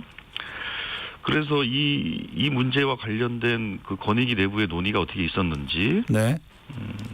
또 전원위원회에서 토론 과정은 어땠는지 이런 것들에 대해서 국민들을 대신해서 국회는 그 궁금증을 좀 해소를 해야 된다고 생각을 하고 있고요. 네. 사실 권익위 게시판 같은 데를 보면 그 국민들이 사실은 이 권익위 결정을 조롱하는 많은 또 이 댓글이나 이런 것들을 좀 올리고 있는 상황 아니겠습니까? 권익위를 좀 심각하게 받아들여야 될 것 같고요. 근데 문제는 이게 권익위가 15명의 이제 위원으로 구성이 되어 있어서 전원위원회를 통해서 결정을 했다고 들었는데 네. 대통령 관련된 사항은 8대7 그리고 그 김건희 여사와 관련된 것은 이제 9대6 이렇게 결론이 난 것으로 알고 있습니다. 근데 여기서 중요한 것은 뭐냐면 지금 현재 권익위의 그 소위 야권에 가까운 추천 인사들은 3명에 불과합니다. 나머지 12명은 대통령이 직접 임명하거나 다 이런 분들이거든요. 근데 12명의 그 소위 여권 대통령이 추천한 위원들마저도 이걸 이대로 종결하면 안 된다라고 하는 것에 대해서 동의한 위원들이 많다는 얘기입니다. 네. 그만큼 이 문제는 우리가 좀 더 심각하게 이 사안을 좀 바라봐야 될 것 같다는 생각을 갖고 해서 저희들은 국회에서 현안질이라든지 입법청문회라든지 이런 걸 통해서 좀 진행을 해야 되는데 예. 여당의 이제 위원장이 여당 소속 의원님이시기 때문에 조금 전망은 밝지 않습니다만 윤한홍 위원장께서 좀 대승적으로 국민의 의구심을 좀 해소하기 위해서 현안질이나 이런 것들을 좀 수용해야 된다 이렇게 생각하고 있습니다. 알겠습니다. 예, 그런가 하면 이복현 금감원장이요. 증권회사 대표이사들과 간담회 자리에서 상속세, 금투세 이거 늦어도 하반기 중에는 해결돼야 한다 이런 발언을 했는데 이 문제는 의원님 어떻게 생각하십니까? 예, 뭐 금투세와 이제 결국 이제 시행 시기가 다가오니까 이 문제에 대해서는 당연히 하반기에는 논의를 해서 좀 종결을 지어야 된다고 좀 생각을 하고 있고요. 네. 상속세 문제는 조금 좀 뜬금없다 이런 좀 생각을 갖고 있습니다. 우선은 뭐 금감원장이 뭐 포괄적으로는 얘기할 수 있을지는 모르겠습니다만 사실은 정확하게 얘기하면 금감원장의 이 소관법은 또 아니기 때문에 네. 약간 이복현 금감원장의 약간 좀 월권적 주장이다 이렇게 좀 일단은 좀 이해를 해야 될 것 같고요. 예. 금투세는 빨리 좀 결론을 좀 내야 될 것 같고요. 네. 상속세 문제는 지금 사실 올해만 하더라도 한 9조 원 정도가 벌써 세수 좀 결손이 생겼다는 거 아니겠습니까? 네. 연말까지 하면 한 20조 정도의 결손이 생길 것인데 정말로 이 현재의 정부가 이렇게 뭐 법인세든 재산세든 종부세 뭐 완화든 등등 이런 일련의 조치들을 통해서 무분별한 감세를 하는 것이 국가의 세입 여건을 완전히 좀 망가뜨려서 국가가 좀 재정적 위기에 빠지게 할 수 있는 매우 심각한 상황이라고 생각합니다. 그런 측면에서 조금 더 근본적인 검토가 필요하다 이렇게 생각하고 있습니다. 네, 알겠습니다. 시간이 많이 갔네요. 조승래 의원께서 국무위원 불출석 관련 법안 제출하셨죠? 예, 그렇습니다. 이게 21대도 제출했다가 이게 처리가 안 돼서 다시 22대에서 제출하신 것 같은데 어떤 내용인지 설명 좀 해주실까요?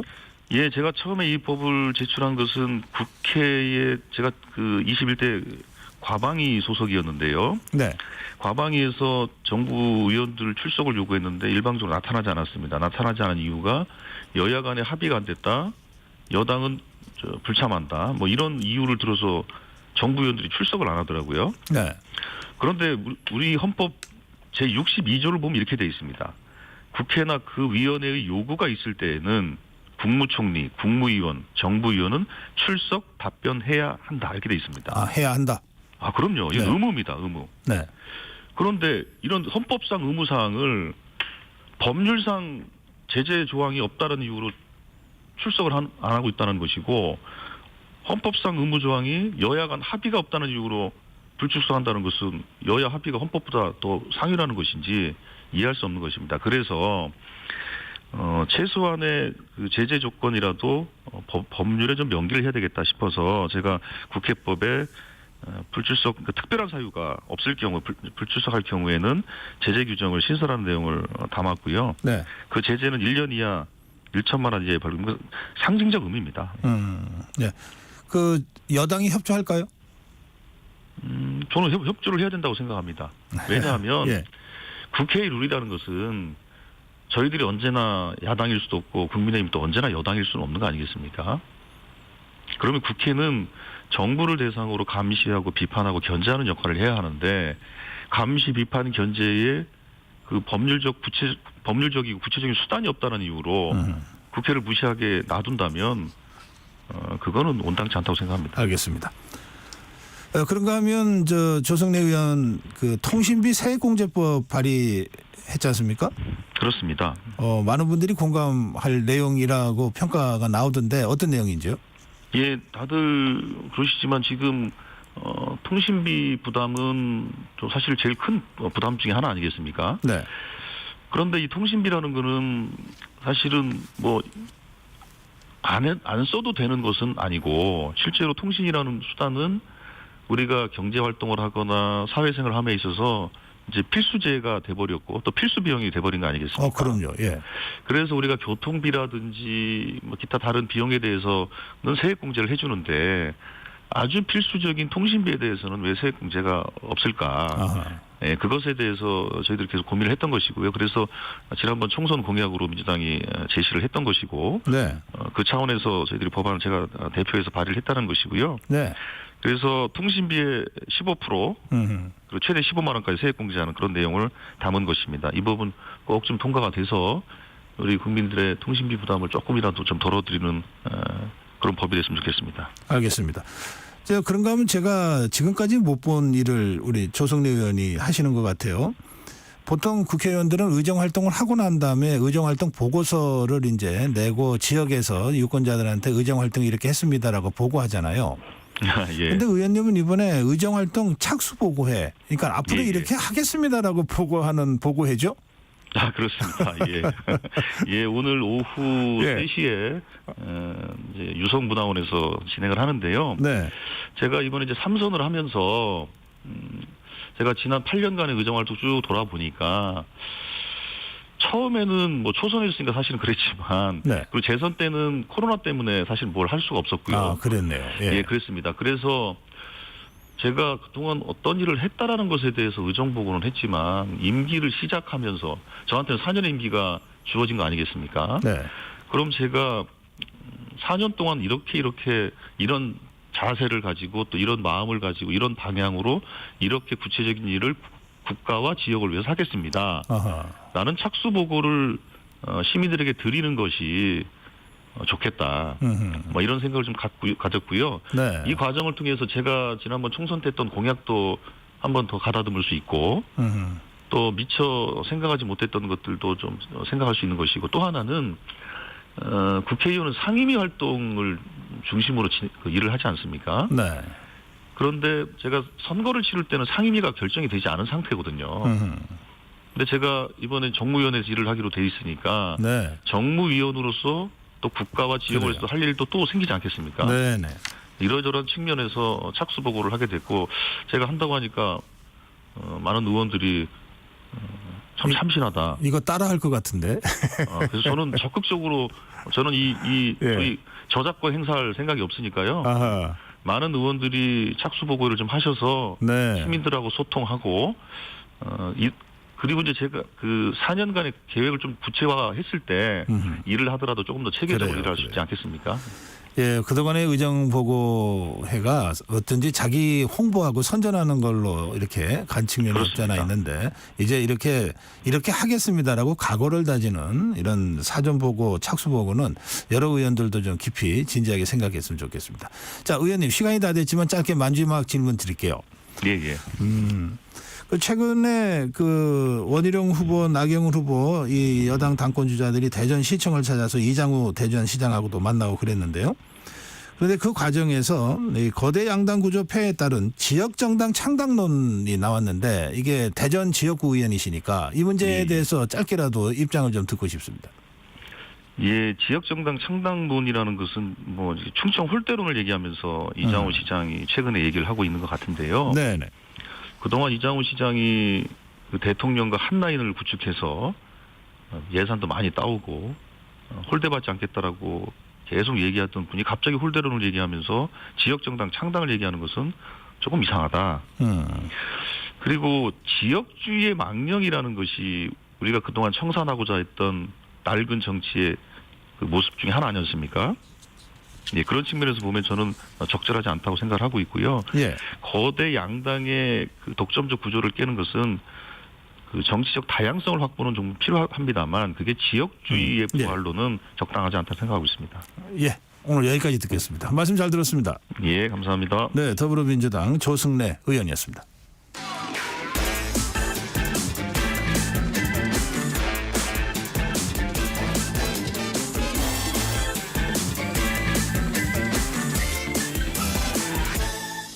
네, 한 번 더 뉴스입니다. 경향신문 박순봉 기자 나오셨습니다. 어서 오세요. 네, 안녕하세요. 네, 오늘 부동산 얘기 좀 할까요? 네. 그 사전 청약을 취소하는 사업자가 늘고 있다는 보도가 있었는데 이게 사전 청약제가 뭐예요? 말 그대로 본 청약에 앞서서 하는 청약을 얘기를 하고요. 통상 그 청약을 하는 그 시점보다 1, 2년 전에 미리 청약을 하는 제도입니다. 네. 만약에 당첨이 되면은 그 상태, 그러니까 이제 무주택 자격을 쭉 유지를 하게 되면은 청약대 우선권을 주는 건데, 그러니까 이 얘기는 그냥 청약이 된 거예요. 더 미리 청약이 됐다 이렇게 이해를 하시면 되고요. 네. 일단 장점들을 좀 살펴보면 왜 이런 제도가 있느냐. 입주자 입장에서는 청약에 미리 당첨되니까 당연히 좋은 거고요. 네. 사업자 입장에서는 미리 입주자를 확보한다. 그러니까 입주자를 확보해 놓고 사업을 진행한다라는 장점이 있습니다. 왜냐하면 이런 정도의 고객이 확보돼 있다라고 하면은 주택 공급도 앞당길 수가 있고, 그다음에 이제 수요가 확인이 되는 거잖아요. 아하, 그런 네. 점에서 안정적으로 사업을 진행하기 위해서 만들어진 거고요. 네. 근데 이제 문제점도 있어요. 만약에 그 단지 사업이 어떤 이유로 취소가 될 수가 있잖아요. 그렇죠. 그렇게 되면은 청약 당첨도 당연히 취소가 될 수밖에 없는 거고요. 네. 이렇게 되면 당첨자들 입장에서 피해를 입는 거예요. 이 입주민들은 이제 청약을 안 하고 기다리고 있었을 거 아니에요. 집도 안 샀을 거고요. 당연히. 그렇겠죠. 집도 안 예. 사고 청약만 기다리고 있는데 기회비용을 날리게 되는 그런 불이익을 겪게 되는 겁니다.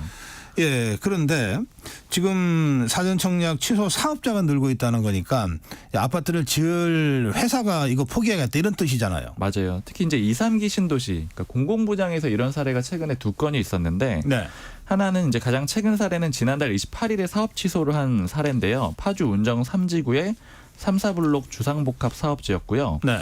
여기 시행사가 DS 네트워크스였는데 여기가 이제 사전 청약을 받은 게 2022년 6월이었거든요. 네. 그러니까 2년 만에 이제 자신들 사업 포기하겠다 이렇게 손을 뗀 거고요. 그러다 보니까 이제 거기 당첨됐던 사람들은 2년간 발이 묶여 있었는데 청약을 못 받게 되는 그런 상황이 됐고요. 몇 분이나 되나요? 가구 수가 804가구예요. 꽤 됩니다. 전체가 944가구였는데 이 중에 804가구를 사전 청약으로 받았거든요. 거의 90%. 네. 예, 그래서 예. 이제 취소가 됐고 예. 또 지난 1월에 취소한 사례도 있는데 인천 가정 2지구의 우미린 B2블록 사전 청약 요게 이제 또 취소가 됐는데 네. 여기는 308가구가 있었습니다. 이게 왜 사업자들이 취소했느냐, 포기했느냐, 뭐 그냥 쉽게 말씀드리면은 아까 파주 운정지구 사례 같은 경우에는 그 DS 네트워크스가 포기한 돈이 455억 원이에요. 원래 이게 LH 이제 공공 분양이다 보니까 LH에다 미리 계약금을 줘야 되잖아요. 10% 네. 계약금을 미리 이 회사에서 455억 원을 냈는데 이거 포기하고 사업 안 하겠다라고 한 거거든요. 그러니까 이 얘기는 뭐냐면 그만큼 부동산 경기가 안 좋다는 거예요. 공사를 하면 이 계약금 455억보다도 손해가 더 날 것 같다. 그렇죠. 이런 계산이 나왔다는 뜻이네요. 맞습니다. 지금 여러 가지 원자재 값도 오르고 인건비도 예. 오르고 공사비가 올랐고요. 그다음에 이제 프로젝트 파이낸싱도 안 좋잖아요. 지금 이런 여러 가지 건설사들이 안 좋은 이런 상황이다 보니까 이게 반영이 돼가지고 이런 결과들이 나타나고 있는 자, 겁니다. 그러면 이 회사는 뭐 이렇게 자기가 스스로 손해보고는 우리가 포기하겠다고 하니까 근데 실제로 진짜 피해자는 이게 사전 청약하신 분들 아니에요? 맞아요. 이분들 피해가 좀 사례별로 복잡해지는데 네. 그냥 단순히 청약 취소됐으니까 다른 데 넣으면 되는 거 아니야? 이렇게는 아니에요. 이게 왜냐면은 당첨이 되고 나서 청약 통장 깨는 분들도 있습니다. 아하. 왜냐면 이제 예. 당첨됐으니까 이제 필요 없어졌으니까. 예, 필요 없어졌으니까 나 여기 가야지 이렇게 하고 깨는 사람들이 있는데 네. 그 경우 이제 피해를 어떻게 보상할지가 문제인 거고요. 아하, 그러네. 그다음에 당시에 예를 들어서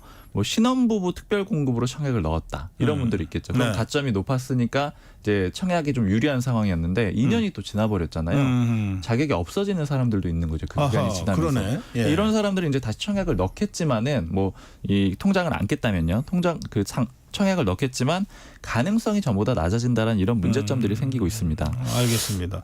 근데 이게 굉장히 다양한 그 피해 사례가 있을 것 같아서 이걸 구제한다는 것도 쉽지가 않을 것 같아요. 맞아요. 지금 일단은 청약 당첨자들은 정부에다가 당첨자 지위를 유지해달라고 하는데 이게 지금 그 사업지들이 없어진 거니까 그렇지. 굉장히 좀 어려워지는 그런 문제가 있고요. 네. 게다가 문제는 불안감이 좀 확산하고 있다라는 거예요. 지금 이제 이 부동산 경기가 침체해서 이렇게 취소하는 사례들이 나오다 보니까 네. 다른 데도 그러는 거 아니야 이런 불안감들이 좀 확산하고 있는 거고요. 실제로 공공 사전 청약이 진행된 물량이 5만 2천 가구 정도 되는데 이 중에서 본 청약으로 현재까지 넘어간 곳이 5%밖에 안 되거든요. 하하, 그래요. 그냥 95%는 좀 걱정을 하고 있는 이런 상황이다 이렇게 볼 수가 그러면 있습니다. 이런 사례가 다시 나올 가능성이 상당히 있다는 좀 뜻이네요. 없다고 보기는 어렵죠. 왜냐하면 이제 지금 건설 경기가 워낙에 그러네요. 안 좋거든요.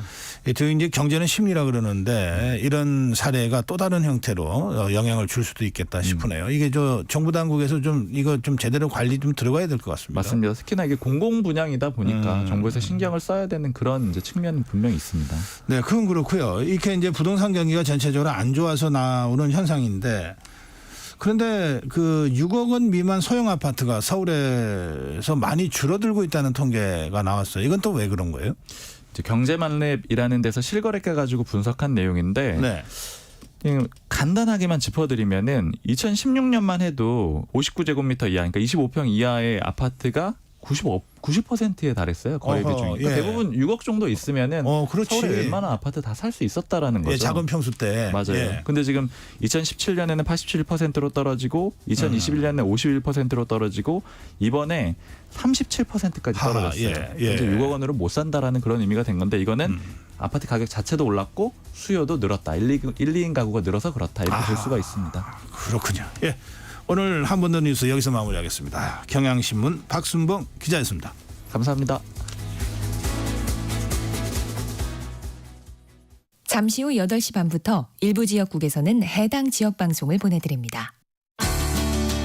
워렌 버핏은 가치 투자, 필립 피셔는 성장주 투자, 피터 린치는 장기 투자. 방법은 달라도 목표는 하나.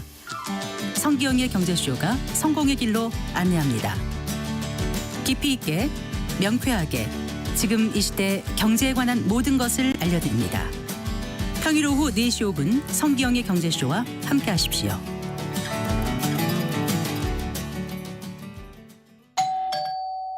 편지 왔습니다.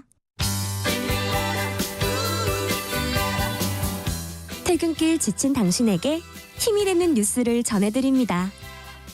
매일 저녁 5시 5분 당신과 함께 읽는 세상 이야기 KBS 1라디오 뉴스레터 K. 지금 시각은 8시 30분입니다. KBS.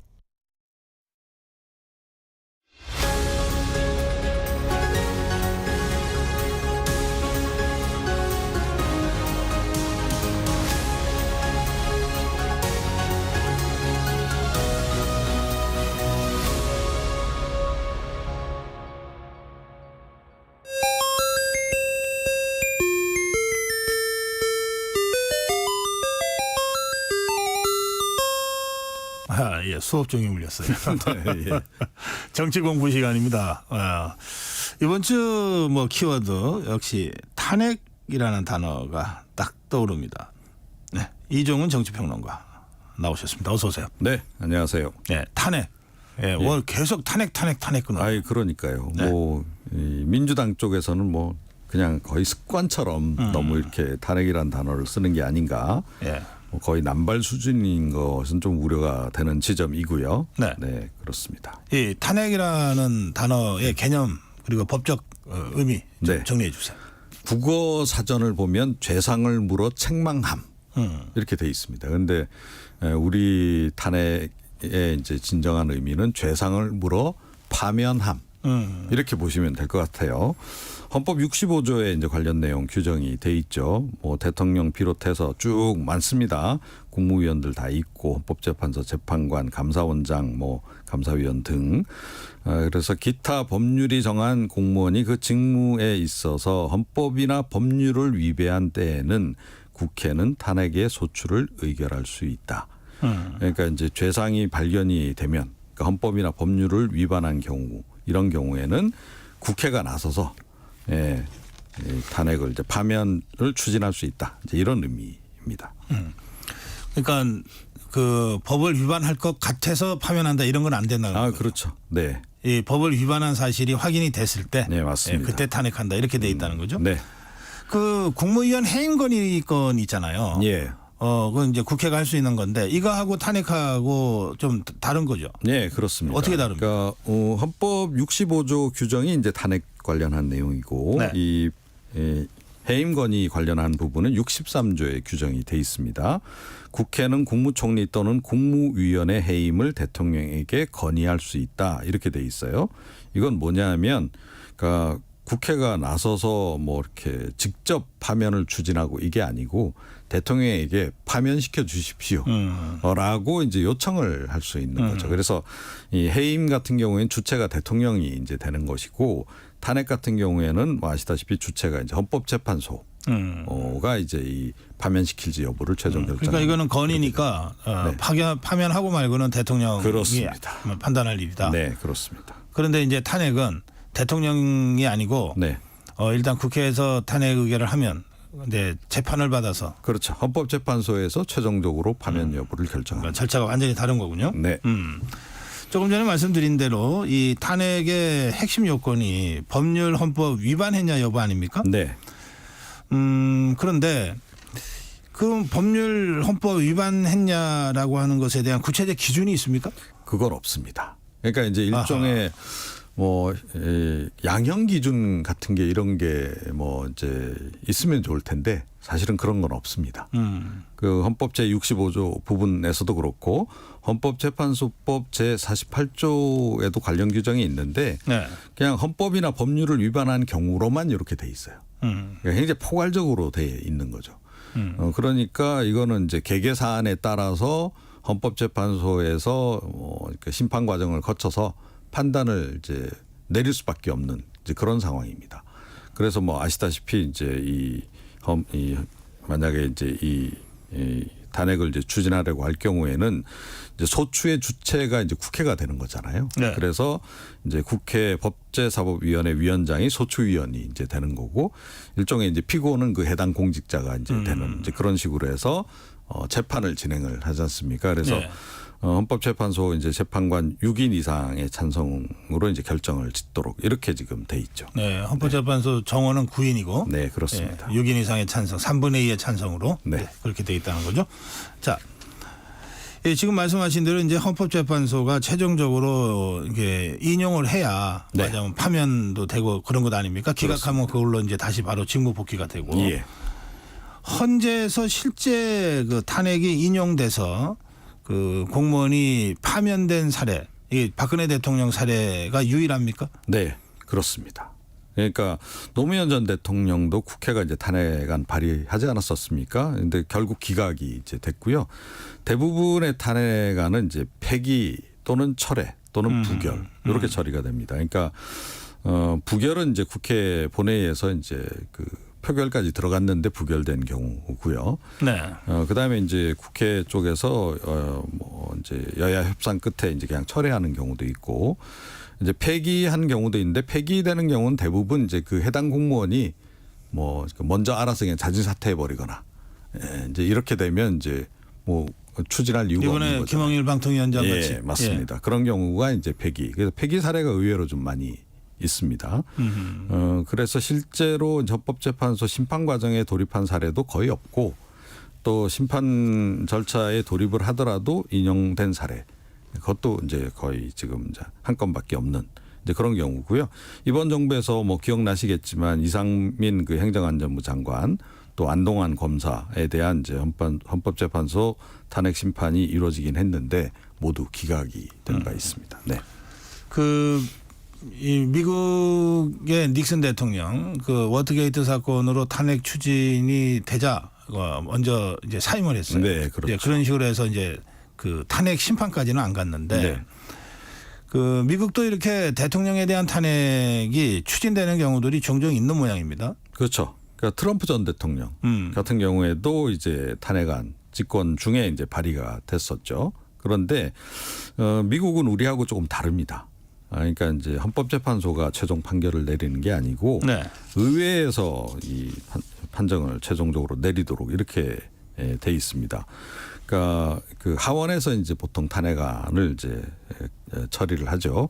그래서 만약 가결 처리했다. 이제 이렇게 되면 이제 요게 이제 상원으로 올라가서 최종적으로는 상원에서 이제 이걸 판정을 짓게 됩니다. 그러니까 우리의 헌법재판소 역할을 이제 상원이 그대로 하는 이제 그런 식으로 좀 돼 있고요. 네. 상원에서 이제 전체 이제 의원 수가 이제 100명 아닙니까? 그 100명 가운데 3분의 2 이상. 그러니까 67명이 찬성을 하게 되면 이제 파면이 이루어지게 되는 건데 트럼프 전 대통령 같은 경우에 이제 그 이른바 그 내란 선동 혐의 관련해서 이제 탄핵안 추진됐던 바가 있고 그 대선 직후에 있었던 그렇습니다. 2021년 2월에 상원에서 찬성 57표, 반대 47표. 찬성표가 더 많긴 했어요. 그런데 3분의 2는 못 넘은 거죠. 그래서 좀 부결이 된 바가 있습니다. 그 미국의 상원은 그렇게 어느 당의 뭐 공화당 민주당 일방적으로 뭐 80대 20, 뭐 70대 30 이렇게 기울어지는 경우는 거의 없잖아요. 51대 49 이렇게 되게 그렇기 갈리죠. 때문에 이 상원에서 3분의 2를 얻으라고 하는 것은 대통령이 소속돼 있는 정당의 상원 의원들이 상당수가 탄핵에 찬성했을 때나 가능한 이런 구조인 거죠. 그렇죠. 그러니까 우리식으로 하자면 이제 반란표가 많이 나오지 않으면 안 되는 그런 상황인 거죠. 자, 그래요. 탄핵 얘기를 하다 보면 탄핵 역풍이라는 단어가 자연스럽게 떠오릅니다. 네. 그 대표적으로 이 노무현 대통령 탄핵 때 이 탄핵 역풍이 심했죠. 아, 그렇습니다. 그러니까 뭐 대통령 탄핵 사례가 워낙 이제 귀할 뿐만 아니라 이제 조금 전에 말씀드렸듯이 인용된 사례도 지금 단 한 건밖에 없는 그런 그 상황이고요. 그런 속에 이제 노무현 전 대통령 같은 경우에 이제 그 당시 탄핵 소추안 추진을 했다가 그 당시 야당들이 엄청나게 역풍을 지금 맞은 바가 있습니다. 그래서 이게 일종의 이제 학습 효과로 작동하고 있다.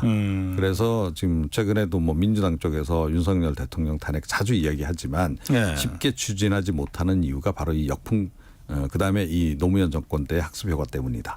그런 얘기도 좀 많이 하죠. 그때 그 탄핵 역풍, 탄핵 역풍이 선거에도 직접 영향을 미쳤죠. 그렇죠. 그때 이제 17대 총선 앞두고 이제 이 일이 벌어졌는데 그 당시 이제 총선 2달 앞둔 한 2004년 2월 24일 그때 기자회견 때 노무현 전 대통령이 한 발언이 이제 문제가 된 겁니다. 총선에서 열린우리당을 압도적으로 지지해 줄 것을 기대한다. 예. 이게 이제 정치적 중립성을 이제 훼손한 거다. 이래서 이제 야당들이 들고 일어났고 대국민 사과하라. 그러니까 노무현 전 대통령은 이제 안 한다. 뭐 이렇게 되면서 굉장히 논란이 됐고 이제 결국은 야당들이 나서서 그 당시 이제 새천년 민주당하고 한나라당이 공동으로 이제 국회에서 3월 12일 날 탄핵 소추안 이제 처리를 하죠. 그 노무현 대통령의 그 발언이 그 법을 위반한 발언인 것은 사실이죠. 네, 맞습니다. 근데 어찌됐건 이제 뭐 그런데 그 이후에 이제 상황이 이제 보면 이제 탄핵 추진에 대한 반대 여론, 촛불 시위 이런 게 이제 거세지면서 오히려 이제 열린우리당이 이제 그 다수 의석을 차지해요. 152석인가? 네, 맞습니다. 그리고 그 당시에 이제 이른바 탄돌이 108명 당선 이례적인 사건 이런 것들이 이제 일어난 바 있죠. 그 당시에 그 노무현 대통령이 그 발언이 그 법을 위반한 발언이라는 것을 본인이 또 인정을 했고 헌재에서도 그것이 법을 위반한 것이다라고 하는 것은 인정을 했어요. 다만 이게 대통령직을 수행할 수 없을 정도의 중대 범죄는 아니다. 이렇게 해서 파면할 이제 정도는 아니다. 파면할 정도는 아니다. 이렇게 해서 헌재에서 이제 기각 결정이 내려진 바가 있습니다. 자, 하여튼 그 과정에서 정치적으로는 오히려 노무현 대통령을 탄핵했던 당시 야당이 엄청난 이 후폭풍을 맞아가지고 맞습니다. 선거가 열린우리당의 과반수 압승으로 이렇게 끝난 적이 있습니다. 자, 지금 윤석열 정부 출범 후에 아까 이상민 행안부 장관 탄핵은 이제 헌재가 기각을 했고요. 지금도 헌재가 이 탄핵 심리를 하고 있는 사건이 있습니까? 지난해 11월에 그 기억나시겠지만 이제 검사 손준성 검사하고 이정석 검사에 대해서 탄핵안 민주당이 이제 통과시킨 바가 있죠. 이 건들은 지금 이제 헌법재판소에서 심리가 현재 진행 중인 상황이고요. 지난해 9월에도 이제 그 당시 헌정사상 최초로 그 안동환 검사에 대해서 이제 탄핵안 통과시켰던 바가 있는데 이거는 이제 지금 이제 지난 그 5월달에 기각 결정이 나온 바가 있습니다. 현재 지금 이제 헌재가 심리하고 있는 것은 지금 2건인 거죠. 그래요. 그 보통 이 헌재가 탄핵 심리하는 거 기간이 정해져 있습니까? 기간이 딱히 정해져 있지는 않습니다. 그래서 이제 사안에 따라 좀 오래 걸리기도 하고 신속하게 좀 결정 내리기도 하고 그렇군요. 그렇습니다. 지금 이재명 전 대표를 수사한 검사들 3명을 포함한 검사 4명에 대한 탄핵안 발의가 돼 있는데 이거는 지금 어떻게 절차가 진행? 그러니까 국회에서 일단 이제 처리가 일단 이루어져야 되는 거죠. 그러니까 본회의에 지금 이제 상정은 된 상태인데 이제 그 지금 바로 처리는 안 한다는 것 같아요. 그래서 이건 아마 시점을 좀 보는 것 같은데 뭐 여론도 좀 의식하지 않겠습니까? 이번 같은 경우에는 워낙 이 지금 이재명 대표 관련한 사건 수사한 검사들이 많이 포함이 돼 있고 하다 보니까 방탄용 아니냐 지금 여당에서 그런 지적도 좀 하고 있고. 그런 부분이 조금 이제 의식이 되겠죠. 혹시 발의는 해놓고 지금 진퇴양난 뭐 이런 상황은 아닙니까? 정치적으로 보면 좀 그렇게 볼 수도 있습니다. 그런데 이게 예를 들어서 뭐 지금 선거를 앞두고 있는 시점이라 그러면 아마 신속하게 결정을 내리겠죠. 그런데 이제 선거를 앞둔 시점은 아니니까 뭐 결국은 이제 제가 보건대는 그냥 강행할 것 같긴 한데 시점만 조금 이제 보고 있는 게 아닌가 이렇게 생각합니다. 지금 윤석열 대통령에게 탄핵 소추를 하라고 국회에다가 국민동의 청원을 했는데 100만 명이 넘었다는 겁니다. 이거는 지금 말씀하신 탄핵하고는 좀 다른 얘기죠. 그렇죠. 그러니까 이 청원을 이제 민주당이 수용을 해서 탄핵 소추안을 이제 낼 수는 있겠죠. 그런데 이제 이 부분도 이제 민주당 쪽에서는 좀 더 이제 고민을 해야 되는 거죠. 그러니까 뭐 사실 탄핵 추진 얘기는 특히 윤석열 대통령에 대한 탄핵 얘기는 민주당 내에서 거의 뭐 정권 초반부터 계속 나왔던 얘기거든요.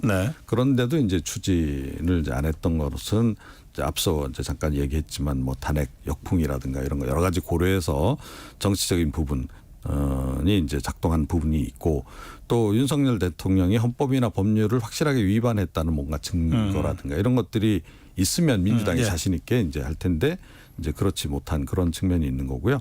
이 국민동의 청원은 어찌됐건 뭐 국회에다가 그냥 청원하는 것이고 최종적으로 그 실행 여부는 이제 국회에서 이제 판단을 내릴 문제입니다. 예, 오늘 탄핵에 대한 공부 우리 이종훈 평론가와 함께했습니다. 고맙습니다. 네. 네, 전격 시사 듣고 계신 지금 시각 8시 44분입니다. 이 시각 교통정보입니다. 금요일 출근길 서울 시내에서는 정체 구간이 길진 않습니다. 강변북로 구리 방향 방화대교에서 동작대교까지 막히고요. 올림픽대로 공항 쪽으로 올림픽대교에서 성수대교까지 밀립니다. 고속도로는 수도권 제1순환고속도로 판교에서 일산 방향 송내 부근 4차로에서 사고 났습니다. 소래터널부터 막히고요. 구리에서 판교 쪽으로 남양주에서 상일까지 밀리고 하남 분기점에서 송파까지는 긴 구간 막힙니다. 제2경인고속도로 성남 방면 문학에서 남동까지 밀리고요. 안현 분기점에서 일직 분기점까지 정체입니다. KBS 교통정보센터에서 유하영입니다.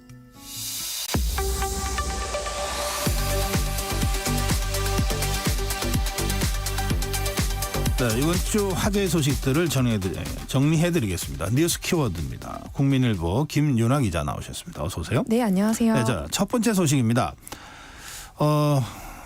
이 커피숍이 10만 개가 넘었습니까? 네, 맞습니다. 이 통계청에 따르면요, 국내 커피 전문점 수가 2022년 말 기준으로 10만 729개를 기록했습니다. 그러니까 10만 개 넘어선 게 처음인데요.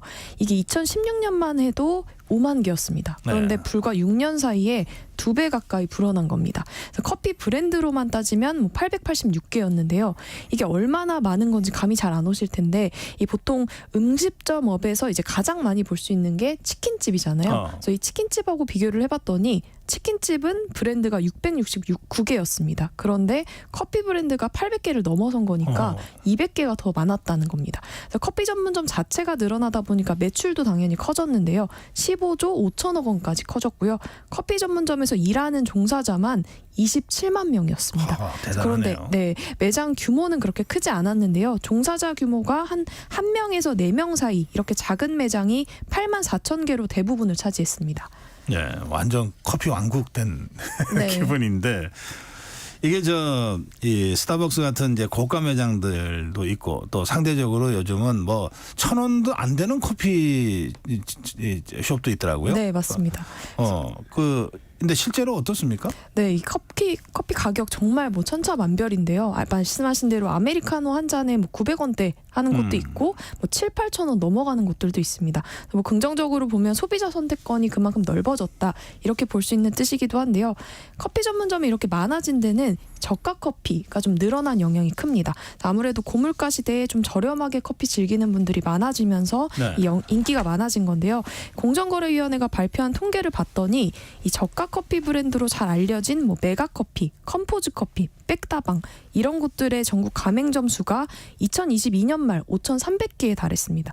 1년 전하고 비교했더니 40% 가까이 늘어난 거고요. 그러니까 쉽게 말해서 하루에 매장 3개씩 늘어났다는 겁니다. 그래서 이게 공정위 통계에 잡힌 것만 이 정도니까 가맹점 말고 동네 저가 커피 이런 것까지 하면 더 많을 걸로 보이고요.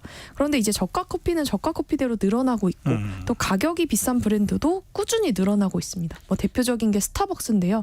스타벅스가 한국에 1호점 냈던 게 25년 전인데 지금은 매장 수가 1,900개까지 늘어났습니다. 네, 매출도 계속 역대 최대 기록할 정도고요. 올해 1분기 영업이익 보면 1년 전 같은 기간보다 무려 60%나 증가할 정도로 지금 성장세를 이어가고 있습니다.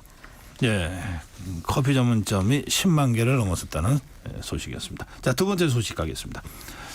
20대들이요 차를 신차가 아니라 중고차 구매를 많이 하고 있다. 이런 통계가 나왔습니까? 네, 그 한국자동차 모빌리티 산업협회라는 곳에서 분석을 했더니 지난해 20대가 신차 등록한 대수가 8만 7천 대였습니다. 10년 전에는 11만 대였는데 22% 정도 줄어든 겁니다. 그러네요. 네, 신차 시장에서 20대 비중 계속 낮아지고 있는데요. 2020년대에는 7%였는데 지금 올해는 5.3% 정도 계속 하락세를 이어가고 있고요.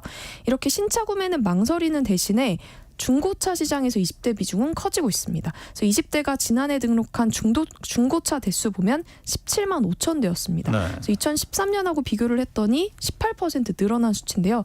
그러니까 아무래도 가장 큰 영향은 요즘에 뭐 고물가 때문에 특히 20대들 주머니 사정이 안 좋다 보니까 이제 부담을 많이 느껴서 중고차로 가고 있는 걸로 보이고요.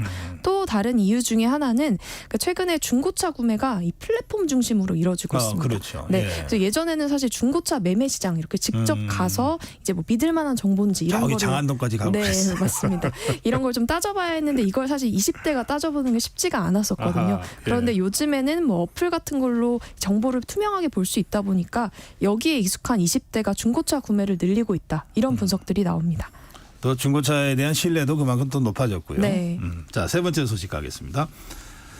지난해에 의료용 마약, 의료용 마약류를 복용한 환자가 2천만 명이 달합니까? 네, 식품의약품안전처가 분석을 했더니 그 지난해 의료용 마약류 처방받은 환자가 2천만 명에 육박을 했습니다. 그러니까 정확히는 1,991만 명이었는데요. 전년 대비 2.3%나 증가한 겁니다. 이 의료용 마약류라는 게 의료 현장에서 뭐 수술 전에 마취나 아니면 뭐 불안 증상 같은 걸 완화시켜줄 목적으로 사용이 되거든요. 뭐 암이나 뭐 만성 통증 관리 이런 곳에도 쓰입니다. 네. 꼭 필요하긴 한데 그만큼 엄격하게 관리를 해야 하는 약물이기도 그렇죠. 합니다. 그래서 처방받은 환자 연령대 보면 50대가 가장 많았고요. 어떤 약 가장 많이 처방받았나 봤더니 항불안제가 48.5%로 가장 많았습니다. 그리고 특히 이 중증 환자들한테 많이 쓰이는 게 마약성 진통제거든요. 네. 그리고 또 펜타닐 이런 것들이 있는데 이런 약물들이 사실 오남용 우려가 큽니다. 근데 다행히 이런 것들은 뭐 처방 환자 수나 처방량 이런 것들이 줄어들었고요. 줄어들고 있다. 네, 또 식욕 억제제 같은 것도 좀 처방이 줄어드는 추세였습니다. 아, 그래요. 늘어난 것도 있습니까? 네, 맞습니다. 메틸페니데이트라는 약물인데요. 이게 그 어디에 주로 쓰이냐면요. ADHD 들어보셨죠? 네, 주의력 결핍 과잉 행동 장애 이렇게 불리는데 여기에 쓰이는 치료제입니다. 그래서 이 약물 처방 환자가 2022년에는 22만 명이었는데 지난해 28만 명으로 거의 30% 가까이 늘었습니다. 많이 늘었네요. 네, 근데 이 문제가 이 약물을 오남용하고 있다는 건데요. 그러니까 요즘에 이 수험생들 사이에서 이 약물이 집중력을 높이는 약, 뭐 공부 잘 되는 약 이렇게 불리고 있습니다. 공부 잘 되는 약이요? 네, 그러니까 주의력이나 뭐 집중력을 조절하는 신경 전달 물질에 작용을 한다 이렇게 알려지면서 이걸 먹으면 마치 공부를 잘할 수 있다 이렇게 잘못된 소문이 퍼진 것 때문인데요. 그래서 의사 처방이 아니라 뭐 수험생들이 이렇게 이제 단순히 집중력 높이려고 뭐 인터넷에서 구매하는 경우들도 있습니다. 그런데 이걸 잘못 복용하면 부작용이 상당히 큽니다.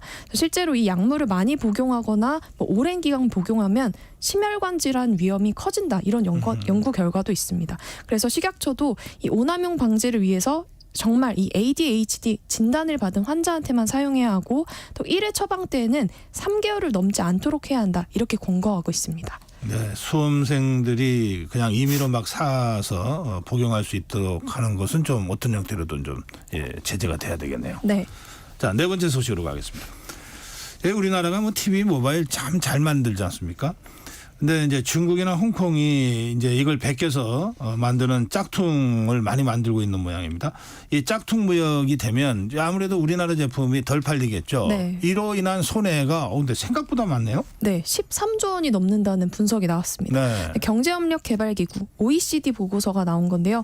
한국의 지식재산권을 침해한 이런 불법 위조, 복제품 무역 규모가 96억 달러, 그러니까 2021년 기준으로 우리 돈으로 13조 4천억 원에 달한다. 이런 분석 내놨습니다.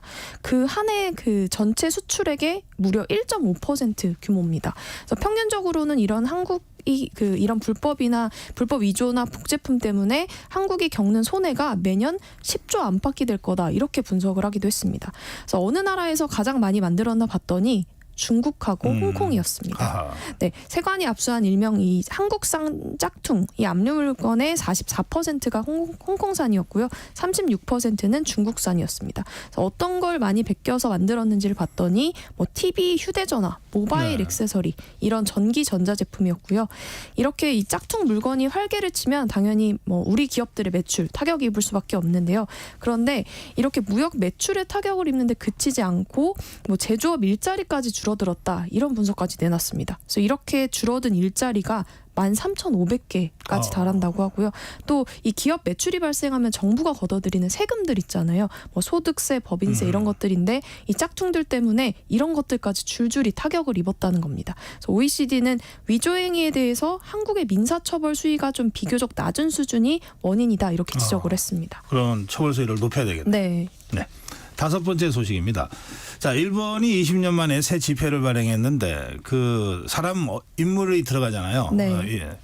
이게 좀 논란이 되고 있다 그러는데 어떤 이유죠? 네, 시부사와 H라는 인물의 얼굴이 들어갔기 때문입니다. 이 사람은 이제 일본 자본주의의 아버지 뭐 이런 평가가 있긴 하지만 일본 안에서는 네, 동시에 이 일제 강점기에 경제 침탈을 한 장본인이기도 합니다. 아하. 대한제국 시절에 이권 침탈을 위해서 한반도에 이 처음 근대적 지폐 발행을 주도했던 인물이거든요.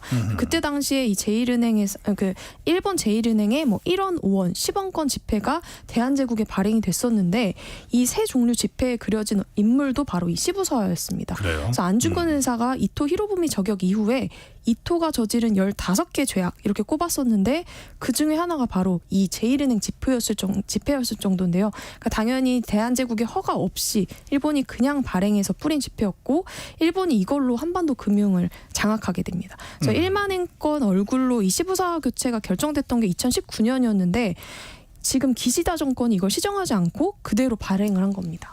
그래요. 자, 마지막 소식으로 갈까요?